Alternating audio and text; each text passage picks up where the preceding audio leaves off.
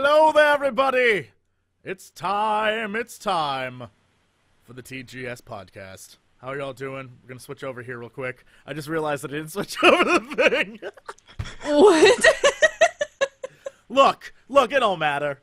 It don't matter. Oh, okay. Yeah, No, it's fine. It's whatever. It's whatever. Let the Hi. tomfoolery commence. That's exactly what this is gonna be. Tomfoolery. Yes. Hello there, everybody. Today we're joined by the one and only SideStrafe, the best ever, until I decimated him with my awesome powers of battle axe wielding. Look, the video's online right now. If you want to go watch. The proof is in the pudding. Yes. I feel. Look, this is the one time I can say this. Don't ruin this for me. I challenge you to a duel. I need a glove. I don't have a glove to slap lose. you with, so. I'd rather, like in all games, once I finally win, I quit. Once I'm on top, there's no point in continuing because That's it. I'm out. Yeah, I don't want to make people look bad. Is what it is. Oh, once I start doing well at a game, I'm like, I should be playing this all the time, and then I start sucking again. I'm done. Once I get to the point of goodness, there's no point in continuing. It's like, well, I've done my job here today. I should quit. That happened in League of Legends. You witnessed it, Dodger. You were there for that. I did witness I that. lost 3 games in a row, and then I was like, I'm gonna play Nasus, and I was like, don't, you suck, and I decimated, and was like, well, my work here is done, and I walked away, deleted the game, and just walked away. So let it be written, so let it be done. I was like, look, at this point, I can only get better, and I just don't want to make people look bad. There are people who play it professionally. I just don't want to ruin that for them. Is what I'm saying. trying to remember, have either of you put up a chivalry video yet, aside from the Battle Royale for Friday? I just put up my free-for-all video this morning. So I overly use the Epic Maneuver theme song music way too much. But I did it as a joke. It's because every time I use it, I end up getting mercilessly slaughtered. I'm going to cue it up so that I can watch it later. And then I just get like one shot. I'm like, oh, okay. Yeah, I don't have anything up as far as the Royale is concerned. Just the chivalry videos that I've done in the past, but that's it. Right. Had you done a bunch before? Yeah, I did first impressions and everything. Oh, so you. And it's unfortunate that I failed badly at it. Oh no. That day. Apparently, this is something I guess TB. Oh, by the way, we should tell people why TB is why now he's a mouse some eating a cookie. Yes. For those of you who don't know, since we're going to talk about TB a little bit here, TB is away casting StarCraft and other things that he does. He's in Vegas being important and doesn't love us. He's in Vegas gambling right now is what's happening. And making millions of dollars. Yeah. Gambling and strip clubs, that's TB. It's all going to be gone. His channel's going to be gone. It's all on the It's just table all at going to this shut point. down. But He's going to open up a gun shop because we know that that's what he really wants. Guns and biscuits. Guns and Biscuits. That's a great name for a store. That should totally be a place. Wow. That is a great name. That'll work. No, he since he owns so many since he owns so many of the South Koreans, no. No, since he and his wife own a team that makes it better. Since for he and his wife StarCraft. since he and his wife own a bunch of South Koreans. That'll work.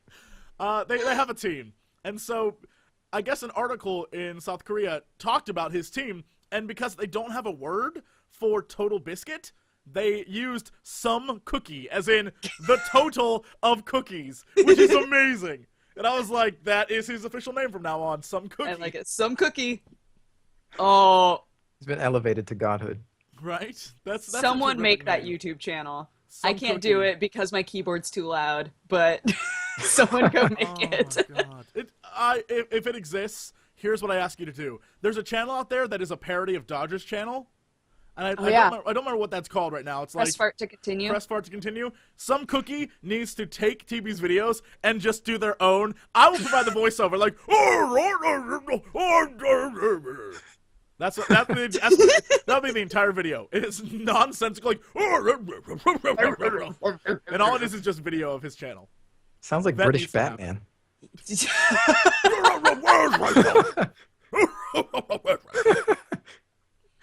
I like it. Right? Also, can somebody get the Do it. YouTube channel British now. Batman and have the exact same voice? There you go. You're giving away all the good ideas. I All want these all YouTube of channels this. are going to be taken. Oh. I'll be honest. Courtney and I have youtube.com/dexterity-boners because we didn't want anybody else to have it. So I own one of my own parody channels. I'm really not going to lie. Right now, I own 4 YouTube channels I just don't use. I'm gonna let something out right now. I'm gonna give you a spoiler. Okay. Long time ago, I had a YouTube channel, when YouTube very first started, called Mojo Maker, which is named after my WoW character. And I never made any videos except for one. And the one video I made was a Yo Gabba Gabba dance video to a Kanye West song. And spoiler, people on the internet, when they look up Yo Gabba Gabba videos for their kids, do not like it when the video is filled with swear words. And so to this day, because I haven't taken it down, to this day, I still get messages from angry parents that are like, my child heard the N-word from your music video. And I'm like, wow. I thought it was funny that the Yo Gabba Gabba guys danced perfectly to that song. I didn't think that this would be a thing. Apparently it is. I'm just really lazy. But I have a bunch of channels, and they're just like, one day I may make this. Keep it forever. That's how it works. That's how the internet works. Once you claim it, it's yours. You gotta corner it. You Yeah. gotta claim it just in case. You never know. Meanwhile, there's someone out there with a really great idea who just wants that name really badly, and they probably would help the world. They would Some benefit passionate society. individual. Right? And I'm like, no, you're going to have to be 2. Like, I have a dream. like Jesse Cox 2, deal with it. I'm trying to think of a parody name for SideStrafe. And I can't. What was it? Crichton, when he did his little Which was the best? chivalry Which thing, was he the did best? stride strafe, like the gum. That's cool. That's very That's good. pretty great. That actually, That video was great. that by video the way. may have been the best Yeah. thing produced out of this entire. I don't know what anyone else has done yet. I may have watched like 5 seconds of Dodger's video and been like, boring. But, I mean, Really, I'm gonna close this tab. I ain't watching your video. that one video though, like when I was watching everyone's videos and like, I wonder how they're gonna play. That was the single best video. It was amazing. The Simon Lewis part was dead on. I was done. I was floored at that. I thought he had actually got them to do their voices because it was exactly the same. There was no difference at all. At all. For those wondering what we're talking about, last week we had an amazing battle royale in Chivalry, which is a terrific game if you haven't played it. I know that the guys from the Warp Zone just got it, and they're like, oh my god, why didn't you say anything? I was like, I did. For weeks, I was like, this is a great game. And so, We've all been talking about it. And we did a battle royale, and it was It's a pretty first-person terrific. medieval hack and slash game where you just kill each other, and it's It's a great. bag of awesomeness. I mean, you want to get some stress out. This is the game to do it in. And then you mix it together with a bunch of crazy people. Even more so. Yes, Yeah. It was. I'm glad I did so well in the free for all. But having watched the video again, I'm a little concerned that most people weren't trying because there's. I was parts- second place in the first free-for-all before we made it official. Jesse right? was first. I was weren't you? first. I was so yes, and then it switches. I saved that bit when they cut it off, and I even said like, "What? You can't cut it off. I'll just have to do it again." And then I got second, and then Dodger came in, and like halfway through the second match, suddenly Skills McGee over here comes in like, "I'm ready to play now," and decimates everyone. And then in the third round we came in second, and was like, "What up, boys?" Balls to that. I believe if I left some of it in, you can actually hear the moment when I officially go from, oh, that's nice, Dodger, keep it up, to, who let the woman play? What is happening here? I'm even like, I'm not going to lose to a girl. I'm just freaking out. Like, it's not happening. I'm not going to lose. And then I even justify your strategy by doing it. I'm like, she's running in and killing people when they're fighting. That's unhonorable. So I'm going to do it too. It's the opportunist strategy. It's the best thing to. I literally if you watch my video, it's literally me going, okay, where's a good clump of people? Where's a good clump of people? Just like running around like her. You were like the barbarian from Diablo, just whirlwinding everywhere. I mean, that's pretty much what it was. The plan. I'm so glad I got a clip. I tried to show it to you. There's a clip, and it's a split second where there's 4 of us fighting in like a doorway, and it's this epic battle. And someone, Dodger, runs in, one swings, and all the heads go flying. And I'm like, who does that? It was so aggravating. I was so proud. God. No, I just love because, like, everybody was watching my practice video, and they were like, oh, this is going to be so sad when she's in this battle royale. I was like, no, I will not suck. I won't. I refuse. I'm not gonna lie.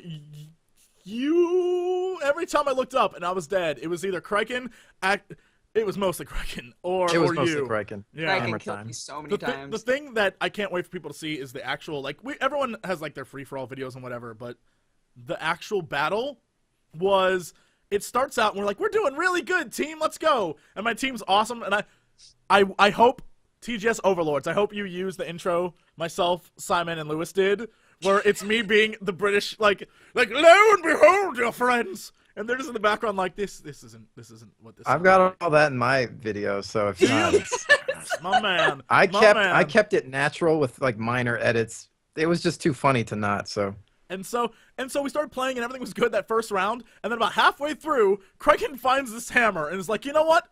This is my boomstick. And he runs around. And from that point on, he goes like 33-0 and just one-shot people left. I'm like, this dude has got to be hacking. There's no way. And then, it was of course, like the Excalibur of hammers. it was amazing. Yeah. It was amazing. And then, of course, the second round was just, we sucked. We're like, you know what? You take Simon. He kills us all the time. And then he suddenly becomes good and just starts killing us. And we're like, what?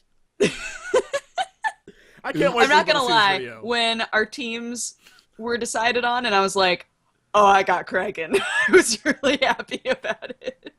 In my mind, I was like, we're good. We got a great team. And then I was like, Lewis has been doing great today. This is gonna be good. I was like, TB will just yell at everyone on that team, so it'll be good. We'll be over here. We'll be all copacetic and we'll get stuff done. Simon, I think I have recorded like 8 kills where I'm fighting and also my head gets cut off and it's like Honeydew beheads you. I'm like, what are you doing? He's like, I'm swinging. Yeah, it's just sorry about that. Pretty much is all we got. That's all he says for the Like- entire thing. And then eventually he's just like, F it, I'm just getting kills. And he just starts killing everyone on our own team. I was like, well, this is gonna go downhill fast. and so what started as a valiant effort to defend our base ended with me going from first place to like I think maybe 4th in like 6 seconds because I kept running back to the cart that you were pushing and just getting instantly killed. I'm like, why is no one defending? And they're like, Simon's attacking us. It was amazing. Oh. That was a really good But time. can we all agree that it was very fun, though? Yeah. Oh yeah. I There's think no that we doubt should do about more that. stuff like that. We should all play Totally. more games. That was a blast. That game, I think more so than anything else, for some reason, there's just this natural dynamic with that game. I don't know why. I think I've had more fun in some cases recording that than a lot of the shooters I do, and I primarily do shooter type games, and I don't know why, Right. but it's just so satisfying. It When you is. hit somebody and their body parts fly off, it's just It's like, yeah, I did it. Well, I think what's really good about it's very visceral. Like, even though a lot of people have mentioned, like, it looks a little slow, the combat is, when you swing, if you miss, you're like, oh, shit, because you have to get that backswing real quick or someone's going to stab you. It's because it's in your face and everyone is, like, man-to-man fighting. It isn't like where you see a little blip on the edge of the screen, like, and you're trying to shoot it with a sniper scope or whatever. It's a finer age when combat was between men and not governments. I don't Yes. know what the hell I'm talking about. I was trying to remember the line from Star Wars, an elegant blade for an elegant, or whatever that was. But then Yeah. I was like, what was the line from Hunt for Red October as well? And then Let's it just like squish all combined of these together and create something. sound pretty good, is what I'm saying. I thought it was profound. Thank you. Yes. I just want to point out, that poster, Mr. Strafe, in the back of your room, I had that hanging up in my classroom when I was a teacher. Did you? And What is that? many a student would say, "What is that? Can you tell us Like what that me? is?" It is the Normandy landing, D-Day. Oh. Yes. And it's a I real had it photo. enlarged. Yeah. Yeah, it's a legit real photo. Some dude who has more balls than I do was like, "Hold on, before I go get shot at, Yeah. let me snap a photo." Like, all right, Yeah. sure. Thanks, buddy. Yeah. So There are lots of photos that make me think that, like, whoa, somebody had to be so brave to take this picture. Like, incredible picture. I was thinking, since you brought this up, I love how we haven't even gotten to what we played this week, but I'm okay with this. It's my Don't worry damn about it. show. It's my damn easy. show this week. I was thinking that another good thing to play would be Natural Selection 2. Oh, yes. Follow me here. Not I only hear is that that's game, really cool. Not only is that game really fun because there are upgrades and you can like change your characters, and there are 4 different like classes you can play, but you have to get points to play that class, like the more kills, etc., etc., etc. But someone can become a commander, and it plays like StarCraft. Yes. So I think we have like the perfect team. I'm just saying we can make a pro team. We get one of our StarCraft players to like play that role of commander and buff us and grow our stuff, and everyone else plays the grunts and we're on the ground killing stuff. Please, we'd be amazing. I'm just saying. Yeah. No, totally. I've played a little bit of the game. I've been meaning to do some videos for it, but that game is fantastic. I'm surprised that there are a lot of I think it's the creativity in this new breed of like indie FPS games is through the roof, and I'm like so glad because you can only handle so much of the same. Like, okay, we're gonna just give you the same title over and over and over again. It's great. The Marines are all like they're all the same class. They're all Marines, but you get different weapons, and you can spend money to get different weapons and different suits. And the aliens, you basically start out as a Zerg. You're a little Zergling, and you can crawl on the walls, and you can see in the dark, and it's amazing. And then you can upgrade to all sorts of different things, but it's all based on your commander's proficiency in being good at being a commander. So there are times when you can be the best player in the world, but if your commander sucks, you get no upgrades and you're finished. Right. And so, or if you're really used to being a solo player and you ignore the oh, instructions. Yes. Especially if you go it alone as a like early stage alien, you just get one shot. Like a shotgun by a human can one shot you. And so you have to go as groups, and then you just bite guys to death. And eventually you get so fast, you can just go crazy and run around them, and they can't shoot you. And then, of course, the humans are like, you know what? We're going to upgrade to giant mechs, and they just unload machine guns on you. Yeah. It's an amazing game. They're flying units. It's really creative, so my hat's off to them. I love that game. I've been playing that way too much, far more than I should. Is it on? Can you It's guys on see Steam. Steam? Yep. Reasonably priced as well. Yeah. Don't mind me while I open that up really quick. Okay. No, that's a good one. It's hard to do normal commentary on it because you really just have to be on voice comms and working with the team, so you can't really just shut them off. And Right. so, but otherwise, it's pretty nice. I believe the only commentary I know Krendor and I made a video of that. Well, Krendor and I made a video, and 90% of the commentary is me as an alien going nom nom nom nom nom nom as I'm biting people's legs. There's really no commentary there. It's just me going crazy. There's one clip where I kill like 5 guys in a row, and I just the more I eat them, the louder I get because the more I kill, I'm like nom nom nom nom. I'm just like running around, and then I get like blasted in the face. I'm like, well, that was fun. I'm glad that you and I are a similar type of person because I was the last time that I played the Testament of Sherlock Holmes, you got to play as a dog and you like run around and find clues, and it was literally just me running around going bow bow bow bow bow bow bow bow sniff sniff sniff sniff sniff sniff sniff sniff sniff bow bow bow bow bow, and everybody was like, what is happening in this video? I feel like that's how I would be as an animal. Right? I just look so excited. You're like a Pac-Man. I know somewhere in people's minds they think like, my animal thinks people thoughts. I don't. I want to be the animal that's like, Robert ate shit. Like that's it. That's what animals think. They aren't like, they're like, you for holding me, Dodger.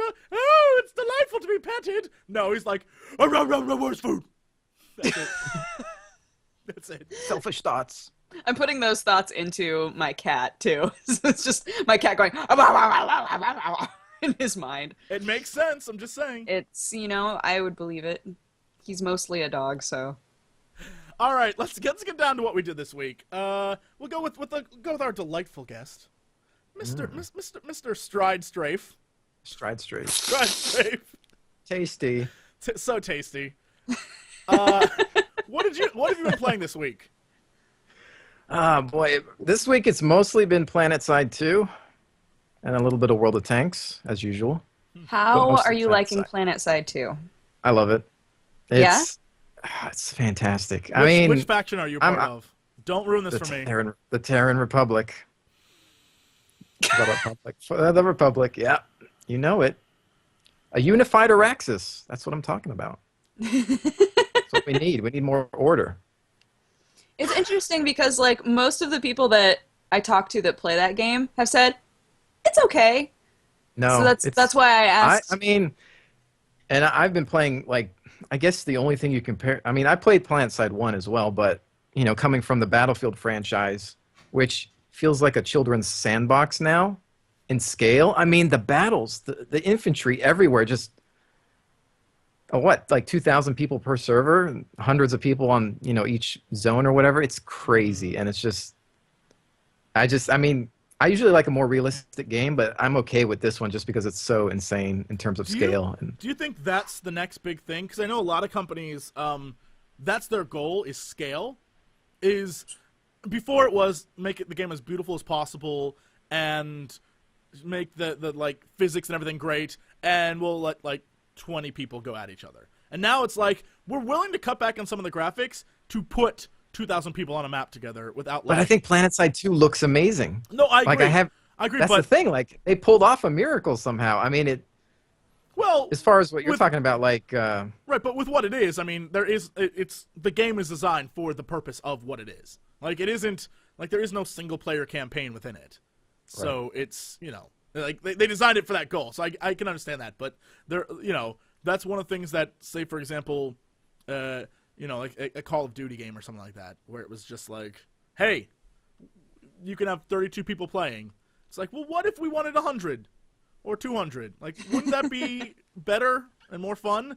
And usually it turns out to be that way. Like, if the map is huge enough, the things you can do in that map. Yeah, I mean, I think it depends. I mean, tons of players doesn't always make a better game, but we've had Battlefield where they've always had 64 player support on PC. And the norm is usually 32 consoles. Sometimes it's less, but it depends on the game. It really does. Like a game like Mountain Blade, you got to have hundreds of people. It's just fun. Chivalry could do with a few more sometimes, but it's sometimes just dueling is good too. But with PlanetSide, since your objectives are based on continents, it just works perfectly. And I'm not even saying the scale in terms of how many players is what makes that game good. Everything just works. It's a 100% PC game, which I'm always for because I hate dealing with bad console ports. Like, in some cases, Battlefield let me down a lot. So it's just nice to see a 100% PC game at this scale, and it's free to play with no pay-to-win mechanics that I've seen so far, and it's just awesome. I do have to say that I really appreciate when a company decides to do a port, and the port is really well thought out. Sure. That's always fantastic. I was just thinking about CD Projekt, like when they took Witcher and put it on 360, and like it wound up working really, really well. There are good ones. I definitely think that it's a pretty great game. The problem is I'm awful at it. Anytime that there's a chance where I can get killed by some guy I don't see, that's the guy I'll get killed by. I'm the least focused player of any game. I'm like, what if I run this way really loudly with my gun? Maybe I'll get over this hill. Shot, dead. All right. That's great. Anything else? I'm surprisingly okay at it. I don't know why. You're a skilled player.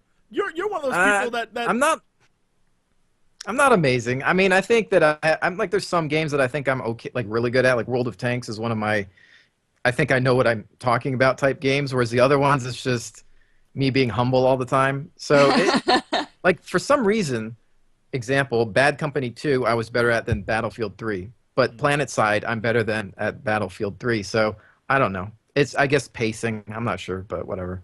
It is pacing. It has to be. That's why Chivalry and I get along so well. Chivalry is made for old farts like myself, who are like, oh boy, gotta swing my. They need to make a cane sword just for you. Right? It has to be one of those badass ones where you pull the yeah. I want to be that guy. But how old are you? Too old. I'm like in my late 60s. Oh, yeah? Can you beat 31? Can you beat 31? No, I can't actually. Boom. There you go. Whatever. I get the cane sword now. No, I get the cane sword. I have established long ago that I am a divorcee who has at least 5 children that I know of, and I am in my late 60s. And look! Don't ruin my internet mystique. Persona. Don't ruin this for me. You will lose so many subs if they find out that any of these elements are untrue. They'll just walk away. I am like their grandfather. Grandpa Jesse, they call me. And I that's how I get away with being so bad at games. Like, he's old. He's blind. He can hardly see. He's blind. He broke a hip last week. Mm-hmm. He can Someone just said I need a sword wheelchair. What the hell would that be? I'm imagining no. This would be so great. Like the handles in the back, you just reach back and pull swords out. It would be like a Roman chariot. Oh, it has spikes little on the spikes on the wheels. side, so I have to roll by people and their legs get cut off. Yes! Oh my gosh. I think that maybe having a sword wheelchair would be better than a cane sword. That'd be amazing. We've established that. Although today. my fantasy is I want to be that guy who's in all the movies, especially like the ones where it's like they're chasing a dude in a suit and he's always in a suit and he has a cane or an umbrella. And at the end, when they have him cornered, he's like, really? And he turns around and he pulls his umbrella cane and it's a giant sword and they're like, oh, damn. I want to be that guy. I want to be the guy Absolutely. who and he has to have like a hat, like a badass hat. Normally that's the quiet one. I don't think you could pull that off. I'd take that role. I'd take that role. Look, in your old age, you just gotta one day you'll get here. One day you'll get here, and when you become as senile as me, you'll think you aren't talking, but words will come out. I wonder what we'll be playing when we're all just rotting away in our gaming chairs. I've wondered that before. Like, if I'm going to wind up being the grandma who refuses to, like, try out the new technologies. I'm like, oh, I saw Sword Art Online, and in that storyline, you were stuck there forever. And my kids will be like, oh, grandma. I desperately want... Here's how I imagine the future. In my mind, I'm like, I'll still be playing games. I'll be very cool. In reality, I know I'll be like that old man on a porch just, like, yelling at kids. Like, get off my street. It won't even be long. I'll just be like, get off my street, you kids. That'll be my video game. I'll yell at them. That's the game. Yeah, that's the game. I'll wake up and then I'll call my friends and be like, what was your score today? Like, 3 kids cried. Like, oh, man. That's what it'll be. The cry inducer achievement. Right? We'll make each other achievements, too. And because everything will be in our brain, we can just make games with our eye circuits. Right. That's a thing, right? That's a thing. Look, I'm counting on your future. Don't let me down. By the time I'm 40, I'm not lying. I want Jack's arms. I swear to you. I want Jack's arms so badly. Science. You've created so many great things. You've helped amputees so much. All I'm asking is that you find a way to cut my arms off and replace them with giant robot arms that can bash through walls. That's all I'm asking. See, I feel like I'll appreciate those better if I wind up in a situation where, like, I have to get rid of an organ, and then I'm like, well, you might as well put a robot part in there. And then it just, like, continues until I am an android. That's what I want. I think I'd be a pretty good android. But I'd be a bad the bad guy android. I'd be one Oh of the yeah, ones. you'd wind up like in Doctor Who, where they were like, "We were just trying to make humanity better," and you're like, I was thinking more Blade Runner-ish. "Oh, okay, Where I try to revolt against a society that uses and abuses me, but right." I figure I'd be a good android. There was a BBC article, I think yesterday, that was entitled "Scientists Assess the Robot Uprising." And, like, they're legitimately looking into whether or not we need to be concerned about a robot uprising. And, like, what we need to do to make it not happen. I always imagine it, like, in Animatrix. I don't know if either of you guys watched Animatrix, but, like, when they explained how the robot uprising happened, like, the robots kept trying to act more human, and we were like, no. Yeah. Like, that's how I always imagine it happening. Here's the problem that I have with all this. I'm convinced. Having lived, let's say, 85 years, I've seen history take its course. Right. And I'm convinced. You've also studied history, so That's you true. know, like, everything. So really, in knowledge years, I'm like 112. So There you go. what I truly believe is that it's not going to be anything like we think, and it'll be much lamer than it is. Here's No, that's always true. Yeah. like no matter what, in our minds, we always think the coolest thing ever. It's never cool. It's never cool. The Jetsons took place in 1999.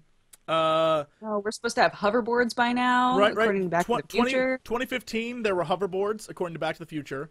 They're flying cars, right? We suck. Science. Yeah. Why are you letting us down? We had all these cool inventions. We don't even have personal jetpacks. They had jetpacks in the 70s. What happened to those? Oh yeah. Nothing. We don't. They realized that they were killing people. And totally fuel inefficient, but whatever. Yeah. Whatever. Still, why don't we have cars that drive themselves? They're just starting to work on that stuff. Like I was gonna say, Google's like making sure that those. You know what I think is cool though about the Google cars that have no driver is all of the accidents that have happened with them are because of human error, because of the other person. right? Because people are. I think that's awesome. I'm like, oh, they work. I have no patience for the future. The future is. Here's the thing that I think is hilarious. The future, we predict all these things. The one thing we didn't predict is we going from discs to little handheld things to like crazy phones and like with screens and stuff. Like that wasn't something we thought about. The only person who was even close, I guess, was Star Trek with communicators. Right. Other than that, like those are the things we're focusing on. I'm okay with that, mind you, but I just want my flying car. I just want a flying car. Is that too much to ask? I just want NASA to have I don't trust humans with flying cars at this point, unless That's that whole. why we let our robot slaves drive them. I mean, that's the is whole so point much of making trouble. robots. And now we've come full circle to the reason for the uprising. We made robots to fight the zombies, That what makes it's all total about. sense now. Yes. and they both turn on us because they agree that we're The robot's Aw. like 1001. So I'm like, "Meh." edible They're like, for different 10, reasons. meh, 100. Meh. And they're like 001, and they just come. That's how I imagine that conversation would go. I guess. Yeah. Somebody Oh. who knows binary is like, oh, Jesse.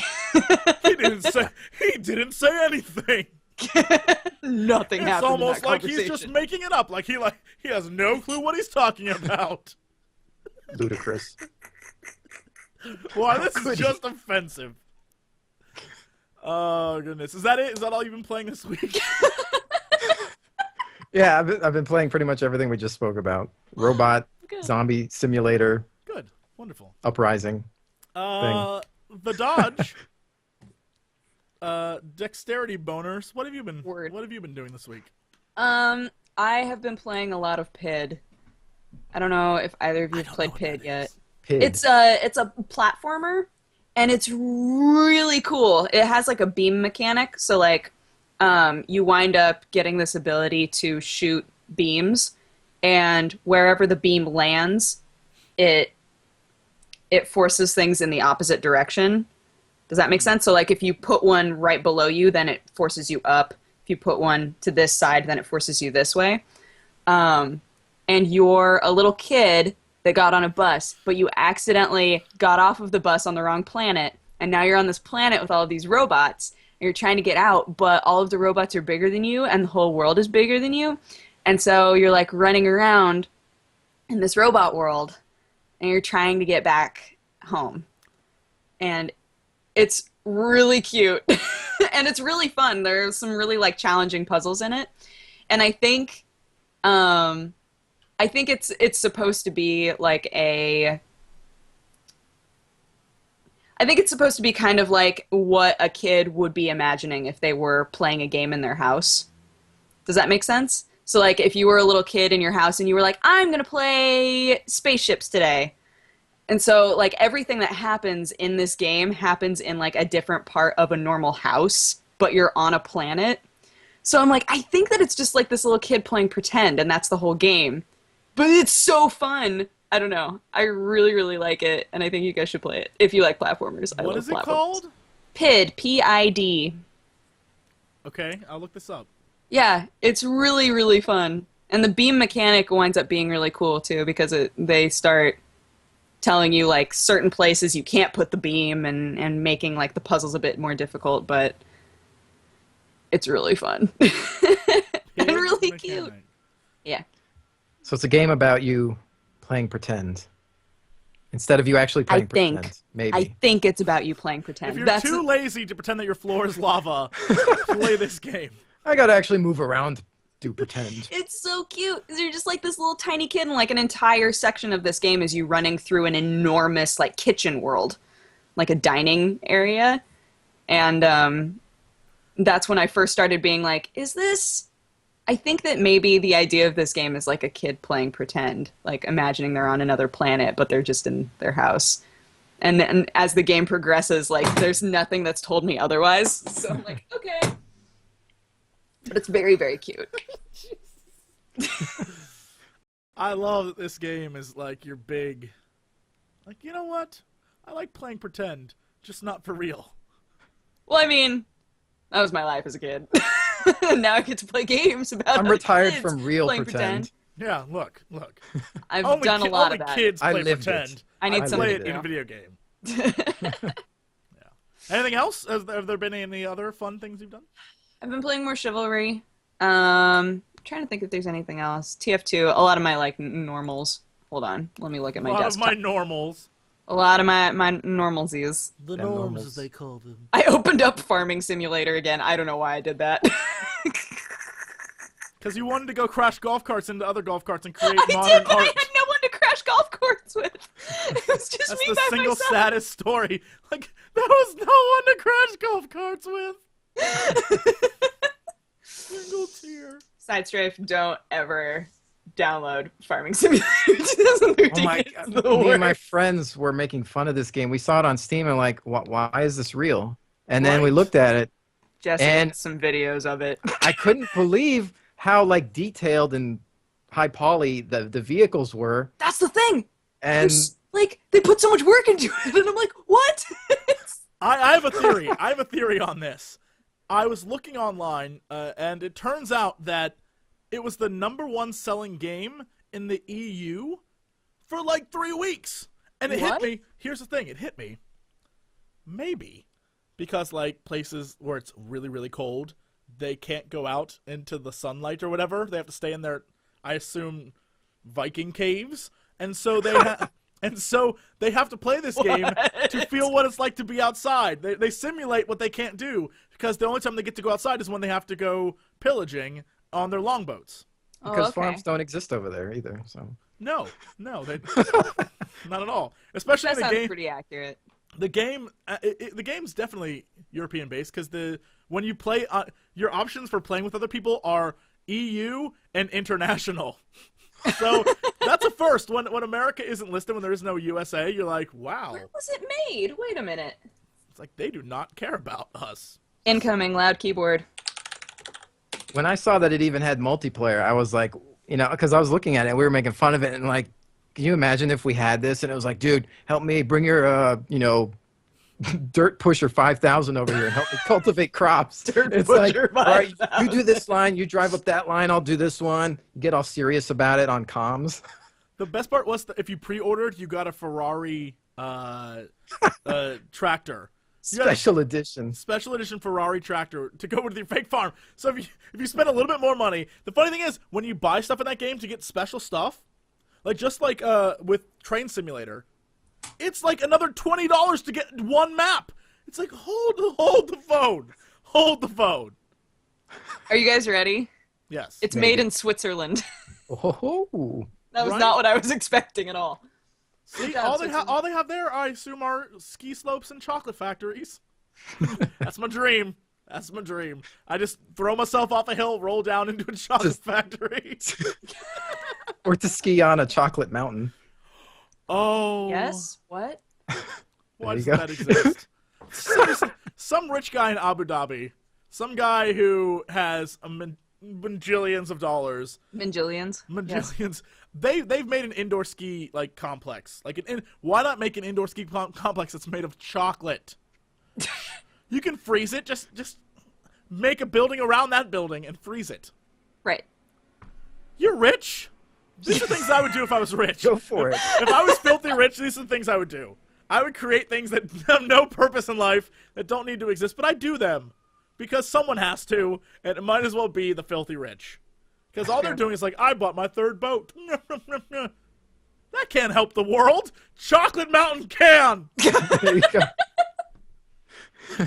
That is my new cause. My new cause celeb. That's what I'm doing. We want Chocolate Mountain. When I was little, every time I would come to visit California, because my aunt and uncle live in California, so we would visit like once a year. And there are so many different places in California that are like, would you like to take a tour of this eccentric millionaire's house? Yeah. There's so many places like that, and every time you do them, you're like, this person wasted so much money on the weirdest things. But that's what makes people like continue talking about you even after you're dead. They're like, we're gonna keep this house around and we're gonna show Yeah. everybody the weird stuff that this guy was doing. I want to have the, like, I just want to leave a legacy of nonsense. I want to leave a legacy of just like, look, this is what he spent his fortune on. That's why I need a fortune. So, rich investors, if you feel Chocolate Mountain should exist, and you're like, it can be white chocolate, it can be dark, we can have multiple slopes, we can have black diamond dark Chocolate Mountain, the most Can have dangerous. like a gradient. They Yes. blend into each other. Oh yeah.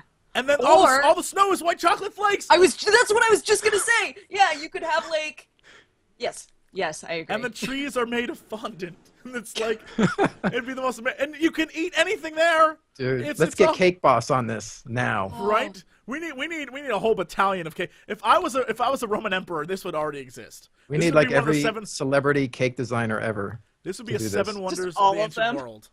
Screw the I'm pyramids. calling you. My pyramids Holy would Alliance. be made of cinnamon sticks. Yes. Yep. That's good. Anything else? Have you played anything else this week? Me? Yeah. I don't think so. Not anything else that's like worth mentioning. What about you, Jesse? What have you been playing this week? Do I have? I don't have it with me, but these beauties, right here.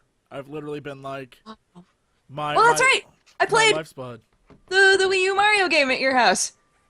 And, That's right. And I want to tell you a story. I have footage of it, and I wish I could share it with you right now. It's so funny. Someone, no names, got a little baby Yoshi. And she got this baby Yoshi, and I'm like, pick up the Yoshi, you can use it to fly. She picks it up and flies like 5 feet, lands, and goes, that was awesome, and then throws him off a cliff. On accident! Oh. I didn't do it on purpose, I was like, you need him to complete the level, and she's just like, whoop! And then he was permanently dead, and there was nothing she could do.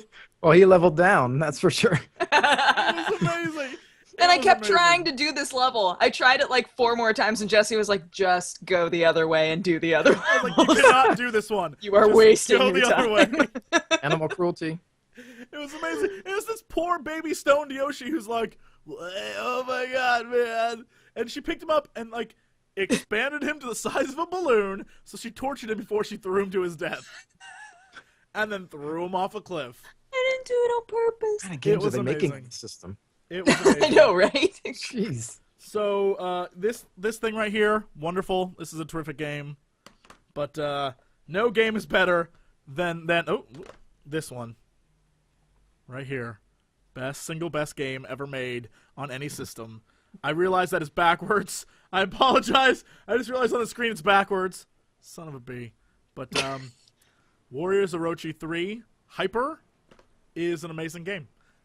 For people who didn't watch me talk about this on my Q&A, let's see if I can give you a little backstory.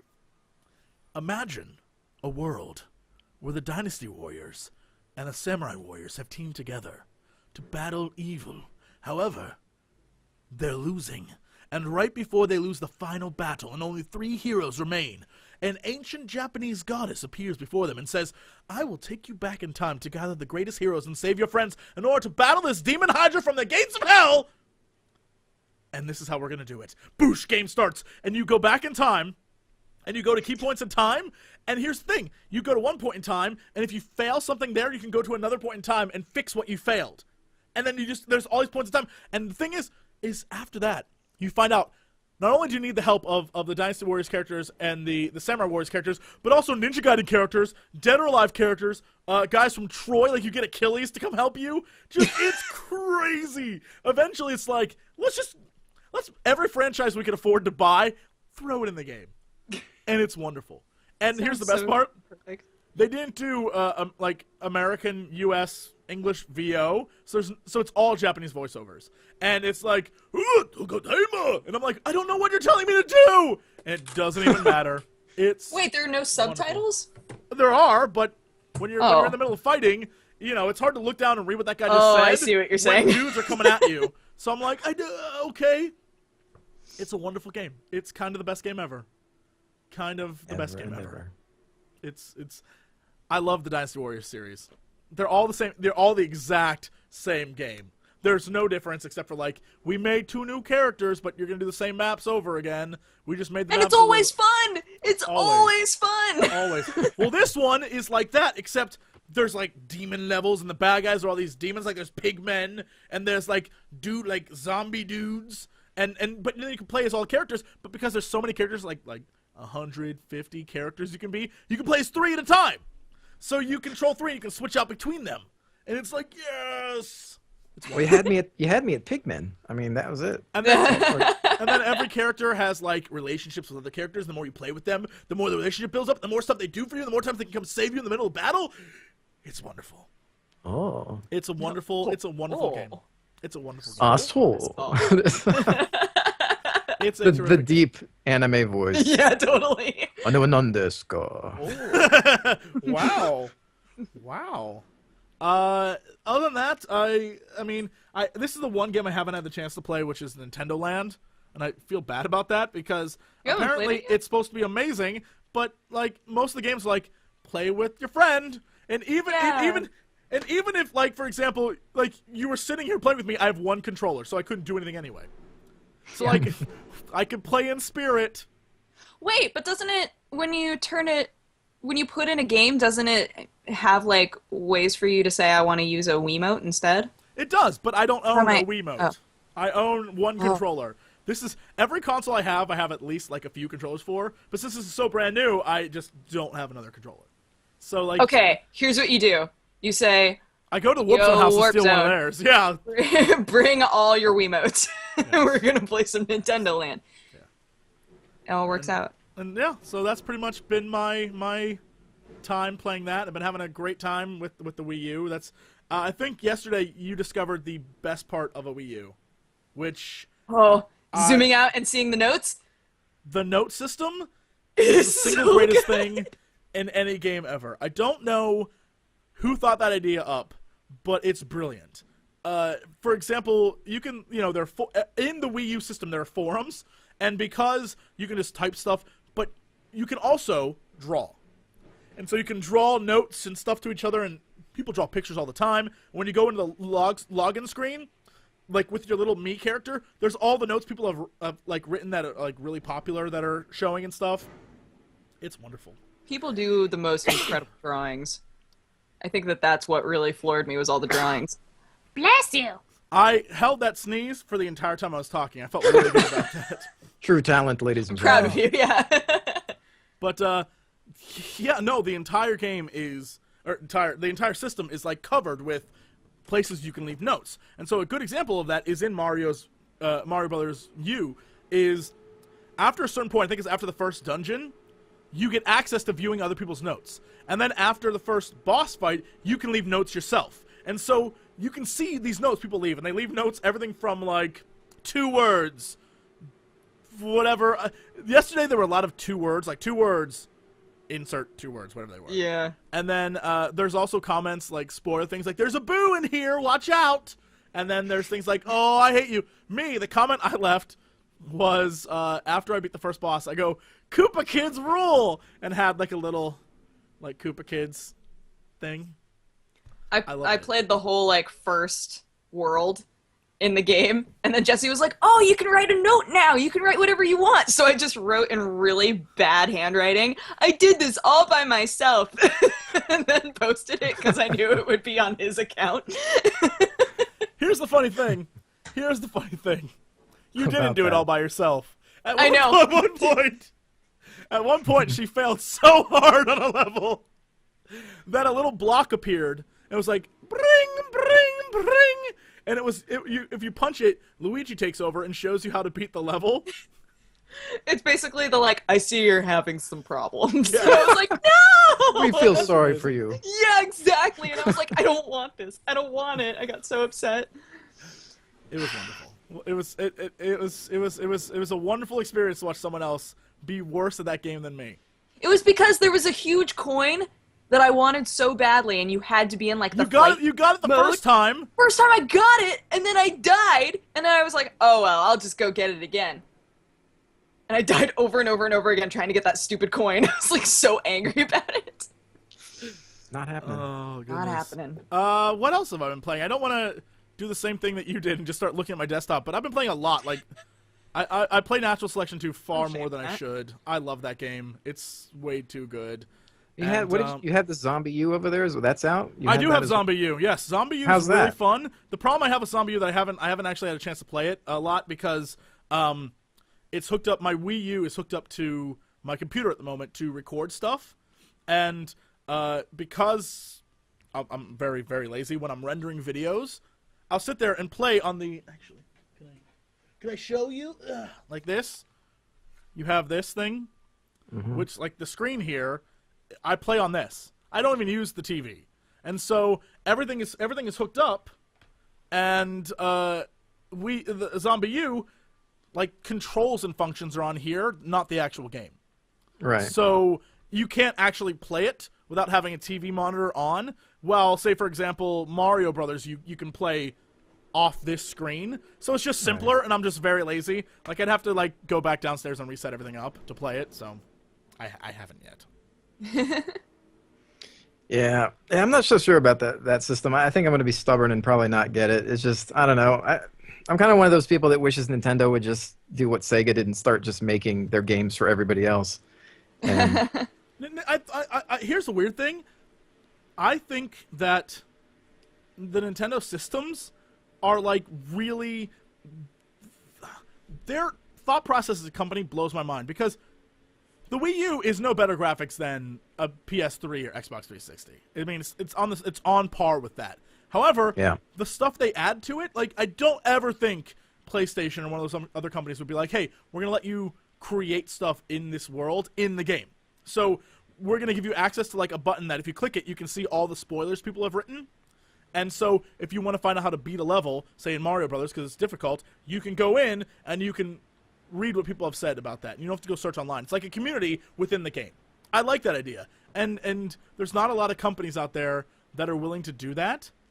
That I think, I mean, it's strange. Nintendo has a weird philosophy that sometimes I'm like, right on, and sometimes I'm like, why would you waste our time with that?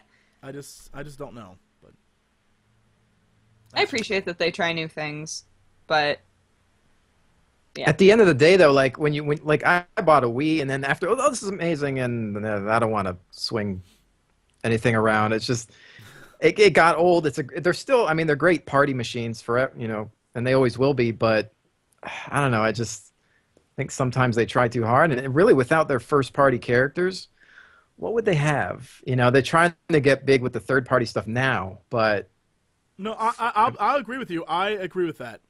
Like there's a lot that Nintendo has to work on, especially the fact that the only time people play Nintendo games are for Nintendo first party games.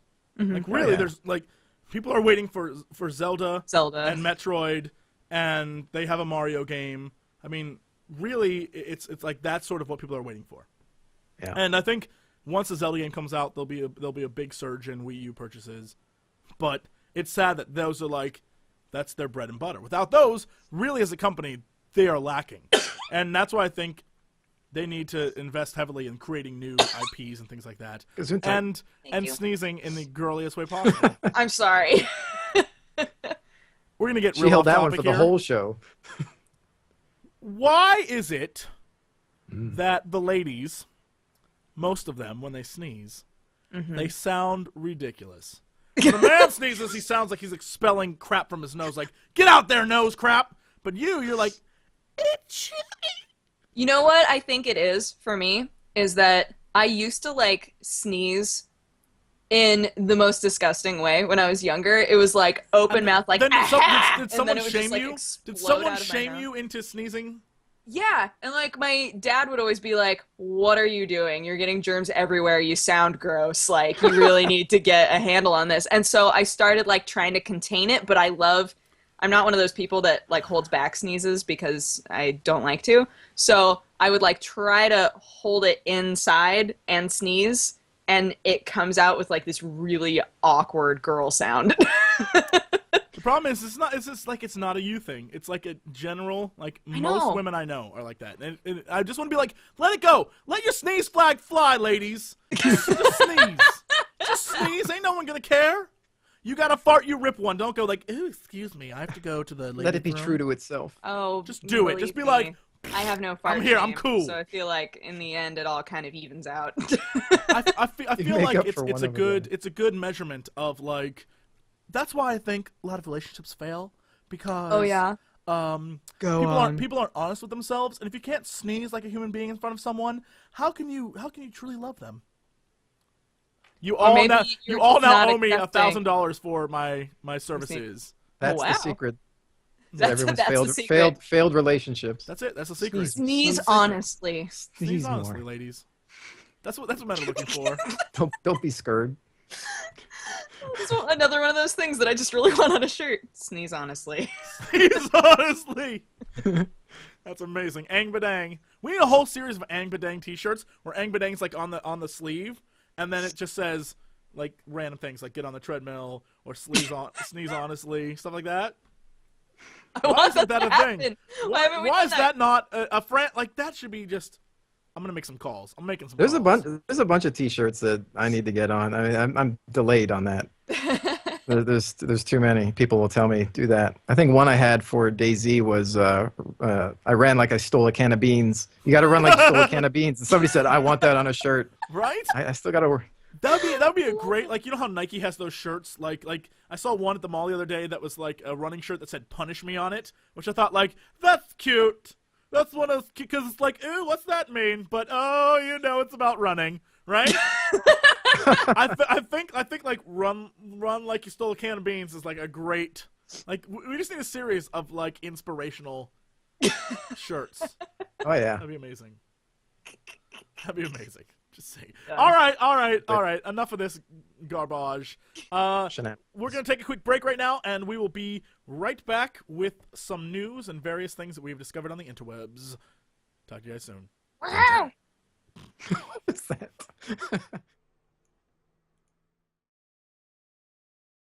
Hello, everybody. Welcome back to the podcast.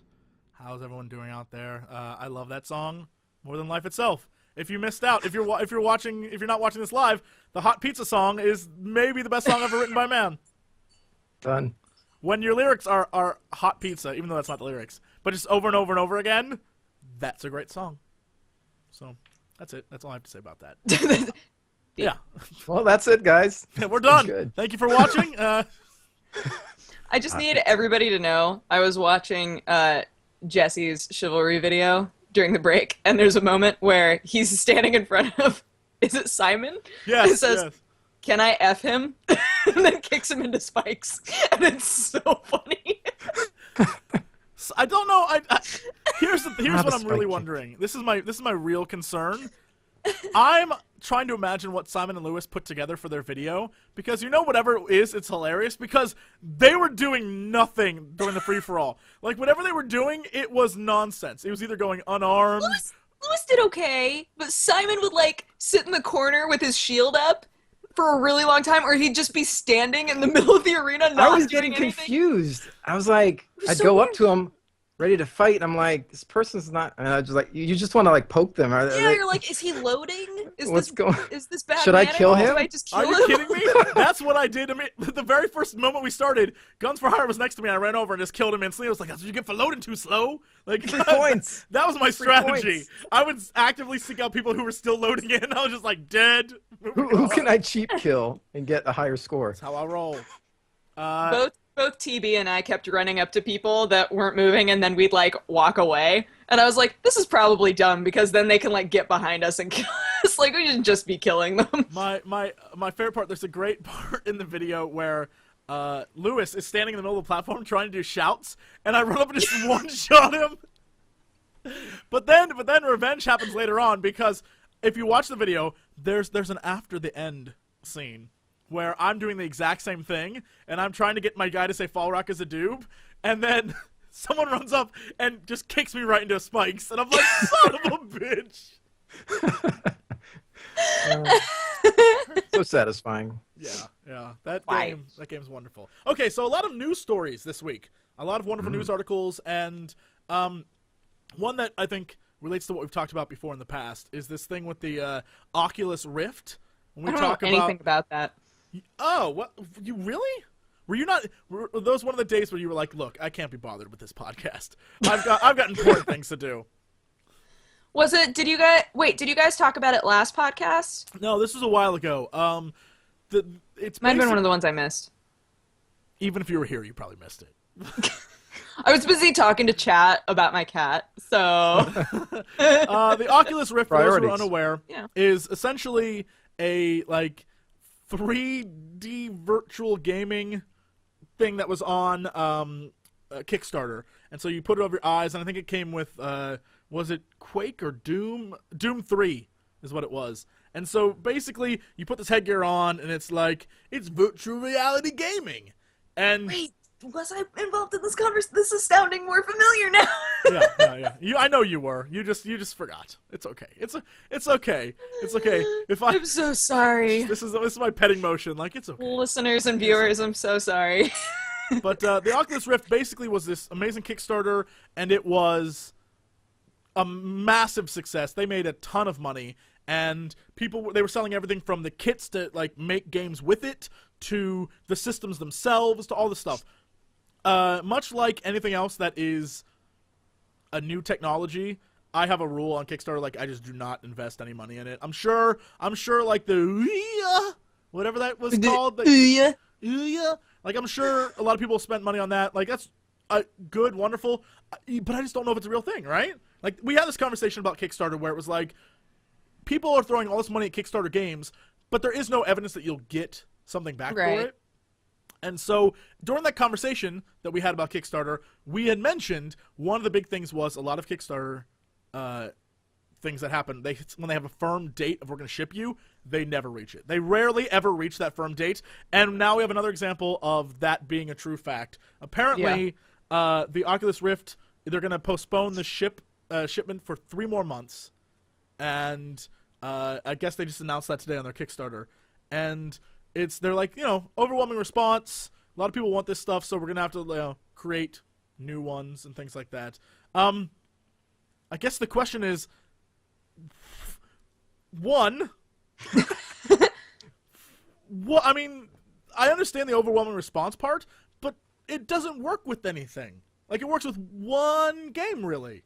And I assume they want people for, developer use, but I know a lot of Right. people who bought it just for, in-house use. And I guess I'm just curious as to what the you know, I mean, I still don't understand it. I still don't understand this or the I don't understand like the rush to get your hands on those. And now it seems less like a real thing. I'm sure it'll get done. People will get it. But I'm worried that like, oh yeah, it's just going to take a few more months to get to you. I mean, it sounds like these things are becoming more popular because developers are running into these issues with like when they want to develop and put things on Xbox Live, it winds up being a hassle. And like with Windows 8 coming out and that not being very generous to developers either, I think they're coming up with more ways for people to develop for easier systems so that they don't have all these bells and whistles to go through. They just get to make a game and just put it on a system and have it be, you know, it's inspiring more creativity in people, which is good. But isn't that a computer? Like, I understand the ability. Windows 8. We want to have an indie console, but isn't that what a computer is? Yeah, but that's what I'm saying is like if they're developing more and more operating systems that aren't kind to developers and are more like closed in on what you can do with them and how you interact with them. I guess. I mean, I guess there's a whole level of console gaming. When I was out during Black Friday, I was part of the whole console gaming crowd when I went into a GameStop, and it was like, wow. Apparently, I am a total douchey nerd who's like, everyone should get a computer, because apparently no one owns computers and everyone owns consoles, because that blew my mind. I was like, well, all right.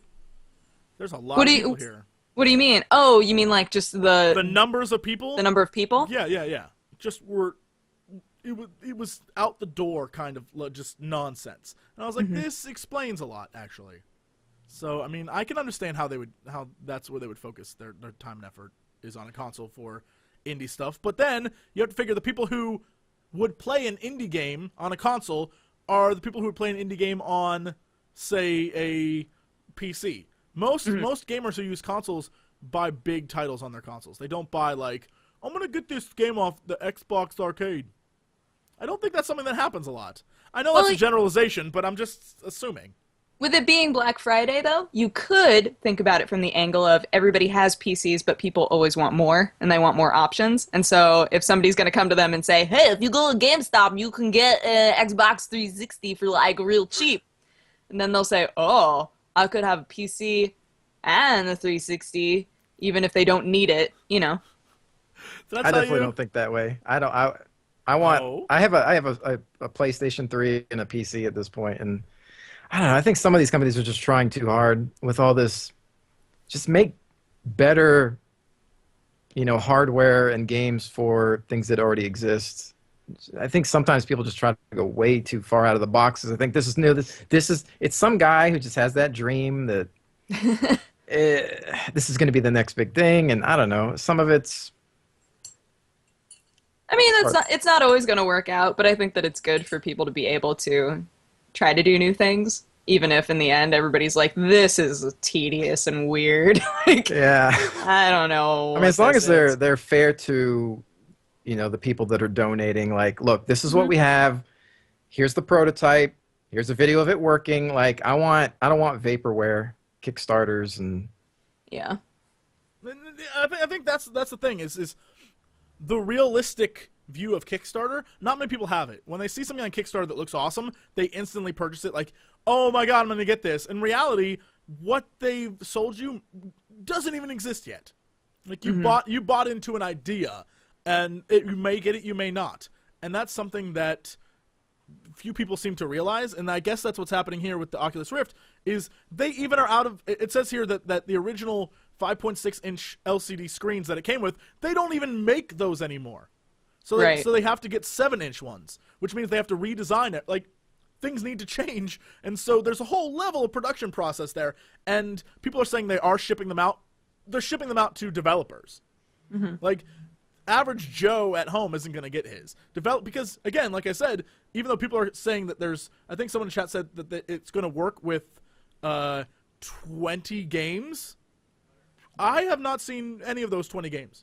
Like, I don't, if someone could link me that article, I would love to see it. Maybe people are saying we're gonna work on it to link with games, but it doesn't link with any games now. It only links with Doom 3. Right. So that's just the thing that's gonna happen. You know, I wish them luck, but in my mind, I'm having flashbacks of the ill-fated what was that 3D Nintendo system? Virtual Boy. Virtual Boy. That's what I think of when I imagine this. A color version of Virtual Boy that isn't just red and black. Which, by the way, what were they thinking? It was supposed to look cool, Jesse. I remember The kids are in the fire and stuff. I was remember nifty. my parents wouldn't buy me one of those. I wanted one so bad, so instead they took me to Blockbuster Video and we rented one. They rented systems at Blockbuster at one point in time. I remember that. We Yeah. rented one, and I brought it home, and I got Mario Tennis and Mario Brothers and something else, and they were all horrible. And I was like, I've never thanked my parents for that. Like, I never... Thank you, Mom and Dad, for not buying me that awful system. They were like, here. I think they knew deep down inside it'd be garbage. They were like, here, why don't you try it first? Try it out. Yeah. We know better. Although if I had it, it would have a place of honor back there. I would keep that thing forever. Oh, absolutely. Forever. Be like, this was garbage, but a piece Never of do history. this again. Yeah, Yeah. Here's an example of what not to make. Yeah, totally. And that's sort of what I get when I see this thing is like it's another example. It's so weird. I remember I don't know what year it was. Whatever year they filmed the movie The Rock starring Sean Connery and Nicolas Cage, whatever year that was, I know this because I went to San Francisco on a vacation and we wanted to go see Alcatraz, but we couldn't because they were filming it there. And then that night, Sean Connery sat like a few seats away from us at dinner, and I was like, well, that's a thing. And at the time, I didn't give two shits about it. I was like, but now I'm like, I love you, Mr. Connery.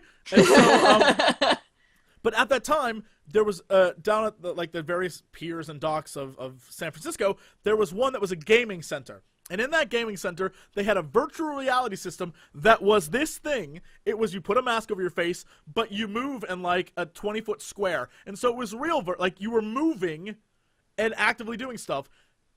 If they can pull that off without the mask, then we've achieved technology. Like, then we've achieved something. Like, if you can have virtual reality without... You want a holodeck is what you're saying. Yes, very badly. Okay. I Still want a waiting on that one, Dreamatorium is what I want. And I want it so badly. Because that's the only way it can actually be, like, legit. The minute you put a mask on, I don't know. It just takes away everything from me. I don't know. I don't know. The Jesse Cox Dream Factory. It should exist. That's All I'm just- saying is that this technology, I mean, graphics-wise, the graphics were, like, squares and, like, triangles when I was doing it. You had to shoot, like, stick men, right? Like, Right. But... Back in '06 when you go, oh boy. But it's the exact same concept, just improved graphics, which is like it's nice, but I want something that's gonna take us to the next level of like. It seems like a gimmicky sort of side thing. God bless the guy. I'm sure he has immense ideas and like where he wants to take the thing, but it just worries me is all. I feel like it's just another gimmick. I feel like with things like this, when people try to do, next level stuff, it isn't until everybody's kind of copying each other and trying stuff all at the same time that you can look at all of it at once and say, okay, this is probably the sort of stuff that's going to continue on. Like when everybody started doing motion systems, and it was really easy to look and say, okay, the Kinect is buggy, but it's definitely the easiest one to use.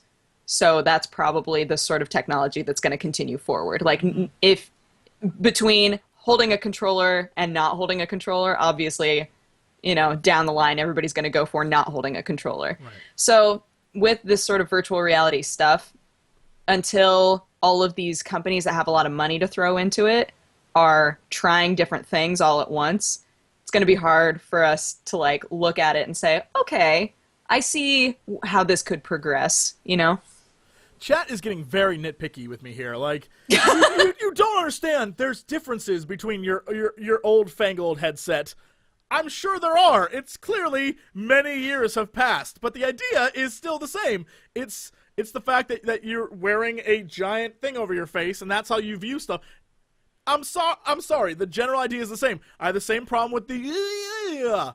It's the idea that you need another console, so now you have technically 4 consoles if you buy all the consoles. So you have another thing in your living room to play stuff that companies either don't, that they won't sell on their stores, or they don't, that are too indie, which is fine, but that's why you have a computer. That's where you play those games. And I guess people who want to have another console for that would get it, but in my mind, I'm like, most people won't.